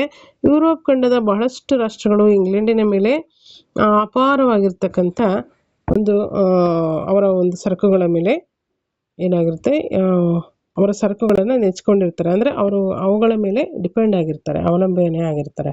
ಇದರಿಂದ ಏನಾಯಿತು, ದಿನದಿಂದ ದಿನಕ್ಕೆ ನೆಪೋಲಿಯನ್ನ ಒಂದು ಖಂಡಾಂತರ ಪದ್ಧತಿ ಏನಿತ್ತು ತನ್ನ ಪ್ರಾಮುಖ್ಯತೆಯನ್ನು ಕಳೆದುಕೊಳ್ಳಲು ಆರಂಭಿಸುತ್ತೆ. ಎಷ್ಟು ದಿನ ಅಂತ ಸರಕುಗಳನ್ನು ಪಡ್ಕೊಳ್ಳೋದಂಗೆ ಅಲ್ವಾ ಇರೋಕ್ಕಾಗುತ್ತೆ. ಹಾಗಾಗಿ ಕೊನೆಗೆ ಈ ಒಂದು ಪದ್ಧತಿ ಏನಾಗುತ್ತೆ, ತನ್ನ ಒಂದು ಪ್ರಾಮುಖ್ಯತೆಯನ್ನು ಕಳೆದುಕೊಳ್ಳುತ್ತೆ. ಯುರೋಪ್ ಖಂಡದ ಹಲವಾರು ರಾಷ್ಟ್ರಗಳು ಏನು ಮಾಡ್ತಾರೆ, ನೆಪೋಲಿಯನ್ನ ಖಂಡಾಂತರ ಪದ್ಧತಿಯ ನಿಬಂಧನೆಗಳನ್ನು ಅನುಸರಿಸಲು ತಿರಸ್ಕರಿಸ್ತಾರೆ. ಇದು ನೆಪೋಲಿಯನ್ನ ವೈಫಲ್ಯತೆಗೆ ಪ್ರಮುಖವಾಗಿರ್ತಕ್ಕಂಥ ಒಂದು ಕಾರಣ ಆಗುತ್ತೆ. ಇದಿಷ್ಟು ನೆಪೋಲಿಯನ್ ಜಾರಿಗೊಳಿಸಿದ ಖಂಡಾಂತರ ಪದ್ಧತಿಯನ್ನು ಕುರಿತಾಗಿ ಆಯಿತು. ನೆಕ್ಸ್ಟ್ ನೋಡಿ, ನೆಪೋಲಿಯನ್ನ ಅವನತಿ ಹೊಂದೋದಕ್ಕೆ ಕಾರಣ ಏನು ಅಂತೇಳಿ ನಾವು ಗಮನಿಸಬೇಕಾಗತ್ತೆ. ನೆಪೋಲಿಯನ್ನ ಅವನತಿಗೆ ಕಾರಣಗಳು ನೋಡಿ, ಇಷ್ಟೆಲ್ಲ ಅಚೀವ್ಮೆಂಟನ್ನು ಮಾಡಿದಂಥ ನೆಪೋಲಿಯನ್ ಅವನತಿ ಹೊಂದಲಿಕ್ಕೆ ಏನು ಕಾರಣ ಇತ್ತು ಅಲ್ವಾ? ನೆಪೋಲಿಯನ್ನ ಅಪರಿಮಿತ ಮಹತ್ವಾಕಾಂಕ್ಷೆ ಮತ್ತು ಸ್ವಪ್ರತಿಷ್ಠೆ ಹಾಗೂ ಸ್ವಕೇಂದ್ರಿತ ಸ್ವಭಾವಗಳು ಈತನನ್ನ ವಿನಾಶದಲ್ಲಿ ಕೊನೆಗೊಳಿಸಿದವು. ಎರಡನೇದಾಗಿ ನೋಡಿ, ನೆಪೋಲಿಯನ್ನ ವಿರುದ್ಧ ಉದಯವಾದ ರಾಷ್ಟ್ರೀಯತೆಯು ಆತನ ಅವನತಿಗೆ ಕಾರಣ ಆಯಿತು. ಮೂರನೇದಾಗಿ, ನೆಪೋಲಿಯನ್ ಜಾರಿಗೆ ತಂದ ಖಂಡಾಂತರ ಪದ್ಧತಿ ಅವನ ಅವನತಿಗೆ ಅತಿ ಪ್ರಮುಖವಾಗಿರ್ತಕ್ಕಂಥ ಕಾರಣ ಆಗಿದೆ. ನಾಲ್ಕನೇದಾಗಿ, ನೆಪೋಲಿಯನ್ನನು ರಷ್ಯಾದ ಮೇಲೆ ದಾಳಿ ಮಾಡಿ ಅಪಾರ ಸಂಖ್ಯೆಯ ಸೈನ್ಯವನ್ನು ಕಳೆದುಕೊಳ್ತಾನೆ. ಇದರಿಂದ ಅವನ ವಿನಾಶಕ್ಕೂ ಕೂಡ ಇದು ಕಾರಣ ಆಗ್ತದೆ. ನೆಪೋಲಿಯನ್ನನು ಕ್ಯಾಥೋಲಿಕ್ ಪೋಪ್ನ ಸ್ಥಾನವನ್ನು ಫ್ರಾನ್ಸಿನ ಪ್ಯಾರಿಸ್ಗೆ ಸ್ಥಳಾಂತರಗೊಳಿಸ್ತಾನೆ. ಕ್ಯಾಥೋಲಿಕ್ ಧರ್ಮೀಯರು ವಿರೋಧವನ್ನು ಇದರಿಂದ ವ್ಯಕ್ತಪಡಿಸ್ತಾರೆ. ಇವೆಲ್ಲ ಅಂಶಗಳಿಂದ ಏನಾಯಿತು, ನೆಪೋಲಿಯನ್ನನು ಅವನತಿ ಅನ್ನಲಿಕ್ಕೆ ಕಾರಣ ಆಯಿತು. ಹಾಗಾದರೆ ನೆಪೋಲಿಯನ್ನಿಗೆ ಒಂದು ಬಿರುದನ್ನು ಕೊಡಲಾಗಿದೆ. ಏನಂತ? ನೆಪೋಲಿಯನ್ ಒಬ್ಬ ಕ್ರಾಂತಿಯ ಶಿಶು ಹಾಗೂ ಕ್ರಾಂತಿಯ ನಿರ್ಮೂಲನಕಾರ. ಹೇಗೆ ಸಮರ್ಥಿಸಿ ಅಥವಾ ಹೇಗೆ ತಿಳಿಸಿ ಅಂತಂದರೆ ಒಂದು ಕೋಟನ್ನು ಕೂಡ ಕೊಡ್ಬೋದು. ಹೀಗೆ ಕೊಟ್ಟು ಕ್ರಾಂತಿಯ ಶಿಶು ಮತ್ತು ಕ್ರಾಂತಿಯ ನಿರ್ಮೂಲನಕಾರ ಅಂತ ಯಾರನ್ನ ಕರೀತಾರೆ? ನೆಪೋಲಿಯನ್ ಬೋನಾಪಾರ್ಟಿ ಅಲ್ವಾ? ಹಾಗಾದರೆ ಇದಕ್ಕೆ ಕಾರಣ ಏನು? ಹಾಗಾದರೆ ಯಾಕೆ ಈ ರೀತಿ ಕರಿತಾ ಇದ್ರು ಅಂತ ನಾವು ನೋಡೋದಾದರೆ, ಈತ ಹೇಳ್ತಾನೆ, ನೆಪೋಲಿಯನ್, ನನ್ನ ದೇಶ ಸಾಯುತ್ತಿರುವಾಗ ನಾನು ಜನಿಸಿದೆ ಎಂದು ನೆಪೋಲಿಯನ್ ಹೇಳ್ಕೊಂಡಿದ್ದಾನೆ. ಫ್ರಾನ್ಸ್ ದೇಶಕ್ಕೆ ಹೊಸ ಬದುಕಿನ ಉತ್ಸಾಹವನ್ನು ತಂದುಕೊಡಲು ಅವನು ಪ್ರಯತ್ನಿಸ್ತಾನೆ. ಇನ್ನೊಂದು ಅರ್ಥದಲ್ಲಿ ಹೇಳೋದಾದ್ರೆ, ಸುಧಾರಣೆಗಳಲ್ಲಿ ಇವನು ಕ್ರಾಂತಿಯ ಶಿಶುವಾಗಿ, ಸೈನಿಕ ಸಾಧನೆಗಳಲ್ಲಿ ಈತ ಕ್ರಾಂತಿಯ ವಿನಾಶಕನಾಗಿ ಹೊರಹೊಮ್ತಾನೆ. ಹಾಗಾದ್ರೆ ಕ್ರಾಂತಿಯ ಶಿಶುವಾಗಿ ಈತನ ಒಂದು ಸಾಧನೆಗಳನ್ನು ನೋಡಿದ್ರೆ, ಫ್ರಾನ್ಸಿನ ಕ್ರಾಂತಿಯ ಉದ್ದೇಶನೇ ಫ್ರಾನ್ಸಿನ ಜನತೆಗೆ ಸ್ವತಂತ್ರ, ಸಮಾನತೆ ಮತ್ತು ಭ್ರಾತೃತ್ವಗಳನ್ನು ಪಡೆಯೋದಾಗಿರುತ್ತೆ. ಹಾಗೆಯೇ ನೆಪೋಲಿಯನ್ ಆಳ್ವಿಕೆಯ ಕಾಲದಲ್ಲಿ ಜನತೆಗೆ ಸಮಾನತೆ ಮತ್ತು ಭ್ರಾತೃತ್ವವನ್ನು ತಂದುಕೊಟ್ಟು ಫ್ರಾನ್ಸಿನ ಕ್ರಾಂತಿಯ ಶಿಶು ಅಂತೇಳಿ ಕರೆಸ್ಕೊಳ್ತಾನೆ. ಇವನ ಕಾಲದಲ್ಲಿ ಆಡಳಿತ ಹಾಗೂ ಮಿಲಿಟರಿ ಕ್ಷೇತ್ರದಲ್ಲಿ ಹುದ್ದೆಗಳು ಹೆಚ್ಚಾಗಿ ಸಮರ್ಥರಿಗೆ, ಉತ್ಸಾಹಿಗಳಿಗೆ ದೊರಕುತ್ತೆ. ಆದರೆ ಅವನ ಸುತ್ತಮುತ್ತಲೂ ಇರ್ತಕ್ಕಂಥ ಹೊಗಳು ಭಟ್ಟರು ಇದರಿಂದ ಏನಾಗಲ್ಲ, ಪ್ರಾಪ್ತರಾಗೋದಿಲ್ಲ. ಈಗ ಫ್ರಾನ್ಸ್ನಲ್ಲಿ ನೆಪೋಲಿಯನ್ನ ಸುಧಾರಣೆಗಳೇನಾಗುತ್ತೆ, ಫ್ರೆಂಚ್ ಸಮಾಜದ ಹಲವಾರು ಹಲವಾರು ದ್ವೇಷಗಳನ್ನು ತೊಡೆದು ಹಾಕ್ತದೆ. ಅಷ್ಟೇ ಅಲ್ಲ, ಆ ಮೂಲಕ ಅವರ ಬೇಡಿಕೆಗಳಾಗಿರ್ತಕ್ಕಂಥ ಸಮಾನತೆ, ಭ್ರಾತೃತ್ವ ಇವುಗಳನ್ನು ಈಡೇರಿಸಿಕೊಟ್ಟಿದ್ರಿಂದ ಆತನನ್ನ ಕ್ರಾಂತಿಯ ಶಿಶು ಅಂತೇಳಿ ಫ್ರೆಂಚರಿಗೆ ಗೋಚರಿಸ್ತಾನೆ. ಹಾಗಾದ್ರೆ ಕ್ರಾಂತಿಯ ನಿರ್ಮೂಲಕ ಅಂತೇಳಿ ಯಾಕೆ ಕರೀತಾರೆ? ಇಲ್ಲಿ ಕ್ರಾಂತಿಯ ನಿರ್ಮೂಲನಕಾರಕ ಅಂತ ಯಾಕೆ ಕರೀತಾರೆ ಅಂದರೆ, ಸ್ವತಂತ್ರ ಎಂಬುದು ಫ್ರೆಂಚರ ಇನ್ನೊಂದು ಘೋಷಣೆ ಆಗಿರುತ್ತೆ ಅಥವಾ ಅವರ ಒಂದು ಬೇಡಿಕೆ ಆಗಿರುತ್ತೆ. ನೆಪೋಲಿಯನನು ಸಮಾನತೆ, ಭ್ರಾತೃತ್ವವನ್ನು ತಂದು ಕೊಡ್ತಾನೆ, ಆದ್ರೂ ಕೂಡ ಫ್ರೆಂಚರಿಗೆ ಸ್ವಾತಂತ್ರ್ಯ ಮಾತ್ರ ನೀಡಿರುವುದಿಲ್ಲ. ಈ ದೃಷ್ಟಿಯಿಂದ ನೋಡಿದಾಗ ಮಾತ್ರ ಏನಾಗುತ್ತೆ, ನೆಪೋಲಿಯನನ್ನ ನಿರಂಕುಶ ಪ್ರಭು ಅಂತೇಳಿ ಕರೆಯಬಹುದಾಗತ್ತೆ. ಹಾಗೆ ಇನ್ನೊಂದು ಕಡೆ ಇದನ್ನ ಈಗೂ ಕೂಡ ಕರೆದಿದ್ದಾರೆ, ಅದನ್ನ ಗಮನಿಸ್ಬೇಕು. ಹಾಗೆಯೇ ನೆಪೋಲಿಯನನು ತನ್ನ ಆಳ್ವಿಕೆಯಾದ್ಯಂತ ಏನ್ ಮಾಡ್ತಾನೆ, ಎಂದೆಂದಿಗೂ ಕೂಡ ಪ್ರಜೆಗಳಿಗೆ ರಾಜಕೀಯ ಸ್ವತಂತ್ರವನ್ನ ನೀಡಿರುವುದಿಲ್ಲ. ಸರ್ಕಾರವು ಬಹಳಷ್ಟು ಮಟ್ಟಿಗೆ ಒಬ್ಬ ವ್ಯಕ್ತಿಯಲ್ಲಿ ಕೇಂದ್ರೀಕೃತವಾಗಿರ್ತದೆ. ಈ ದೃಷ್ಟಿಯಿಂದ ನೋಡಿದಾಗ ಅವನ ಮತ್ತೊಂದು ಹೇಳಿಕೆ, ನಾನು ಕ್ರಾಂತಿಯ ನಿರ್ಮೂಲಕ ಎಂಬುದು ಕೂಡ ಇಲ್ಲಿ ಸಾಬೀತಾಗ್ತದೆ. ಹಾಗಾಗಿ ಇವೆರಡೂ ಅಂಶಗಳನ್ನು ನಾವು ಗಮನಿಸಬೇಕಾಗುತ್ತೆ. ಕ್ರಾಂತಿಯ ಶಿಶು ಹಾಗೂ ಕ್ರಾಂತಿಯ ನಿರ್ಮೂಲನಕಾರಕ ಎಂಬಂತ ಹೇಳಿಕೆಗಳು ಈ ಅಂಶಗಳಿಂದ ಸಮರ್ಥನೆಯನ್ನ ಪಡ್ಕೊಳ್ತದೆ. ನೆಕ್ಸ್ಟ್ ಒಂದು ಲಾಂಗ್ ಆನ್ಸರ್ಸ್, ನೆಪೋಲಿಯನ್ನ ಆಡಳಿತ ಸುಧಾರಣೆಗಳು ಅಂದರೆ ಆಡಳಿತದಲ್ಲಿ ಏನೆಲ್ಲ ಸುಧಾರಣೆಗಳನ್ನ ಆತ ತರ್ತಾನೆ, ನೆಪೋಲಿಯನ್ನ ಒಂದು ಸಂಹಿತೆ ಏನಾಗಿತ್ತು, ಮತ್ತೆ ಕಾನ್ಕಾರ್ಡಟ್ ಅಂದ್ರೇನು, ಶಿಕ್ಷಣದಲ್ಲಿ ಏನು ಬದಲಾವಣೆಗಳನ್ನು ತರ್ತಾನೆ, ಹಾಗೆ ಲೋಕೋಪಯೋಗಿ ಕಾರ್ಯಗಳು ಯಾವ್ಯಾವುದು, ಆರ್ಥಿಕ ಸುಧಾರಣೆಗಳೇನು, ಲಿಜನ್ ಆಫ್ ಆನರ್ ಅಂದ್ರೇನು, ಹಾಗೆ ನೆಪೋಲಿಯನ್ನ ಏಳಿಗೆ ಮತ್ತು ಸೈನಿಕ ದಿಗ್ವಿಜಯಗಳನ್ನ ಕುರಿತಾಗಿ ನಾವು ನೆಕ್ಸ್ಟ್ ಒಂದು ವಿಡಿಯೋದಲ್ಲಿ ಕಂಪ್ಲೀಟ್ ಆಗಿ ಡಿಸ್ಕಷನ್ ಅನ್ನ ಮಾಡ್ತಾ ಹೋಗೋಣ. ಇದಿಷ್ಟು ಇರಲಿ. ಇಲ್ಲಿಗೆ ನಾವು ಮುಖ್ಯವಾಗಿ ನೆಪೋಲಿಯನ್ ಕ್ರಾಂತಿಯ ಶಿಶು ಮತ್ತು ನಿರ್ಮೂಲನಕಾರ ಹೇಗಾದ, ಅದಕ್ಕೆ ಸಮರ್ಥಿಸುವಂತಹ ಅಂಶಗಳೇನು ಅಂತೇಳಿ ಗಮನಿಸಿದ್ವಿ. ನೆಕ್ಸ್ಟ್ ಒಂದು ಕ್ಲಾಸಲ್ಲಿ ರಿಮೈನಿಂಗ್ ಇರ್ತಕ್ಕಂಥ ನೆಪೋಲಿಯನ್ನ ಒಂದು ಆಡಳಿತಕ್ಕೆ ಸಂಬಂಧಪಟ್ಟಂಥ ವಿಚಾರಗಳನ್ನು ಡಿಸ್ಕಷನ್ ಮಾಡ್ತಾ ಹೋಗೋಣ. ವಿಡಿಯೋವನ್ನು ಮಾಡಿದಂಥ ಎಲ್ರಿಗೂ ಕೂಡ ತುಂಬ ಧನ್ಯವಾದ. ಇದೇ ರೀತಿ ವಿಡಿಯೋಗೆ ಒಂದು ಲೈಕ್ ಕೊಟ್ಟು ನೋಡಿ, ಹಾಗೆ ಶೇರ್ ಮಾಡಿ, ಏನಾದರೂ ಅಭಿಪ್ರಾಯಗಳು ಹೇಳೋದಿದ್ರೆ ಕಮೆಂಟ್ಸ್ ಮಾಡಿ ಅಂತ ಹೇಳ್ತಾ, ಹಾಗೆ ಯಾರೆಲ್ಲ ನನ್ನ ಚಾನಲನ್ನು ಸಬ್ಸ್ಕ್ರೈಬ್ ಆಗದೆ ನೋಡ್ತಾ ಇದ್ದೀರಾ, ಸಬ್ಸ್ಕ್ರೈಬ್ ಆಗಿ ಬೆಲ್ಲೈಕನ್ ಪ್ರೆಸ್ ಮಾಡಿ.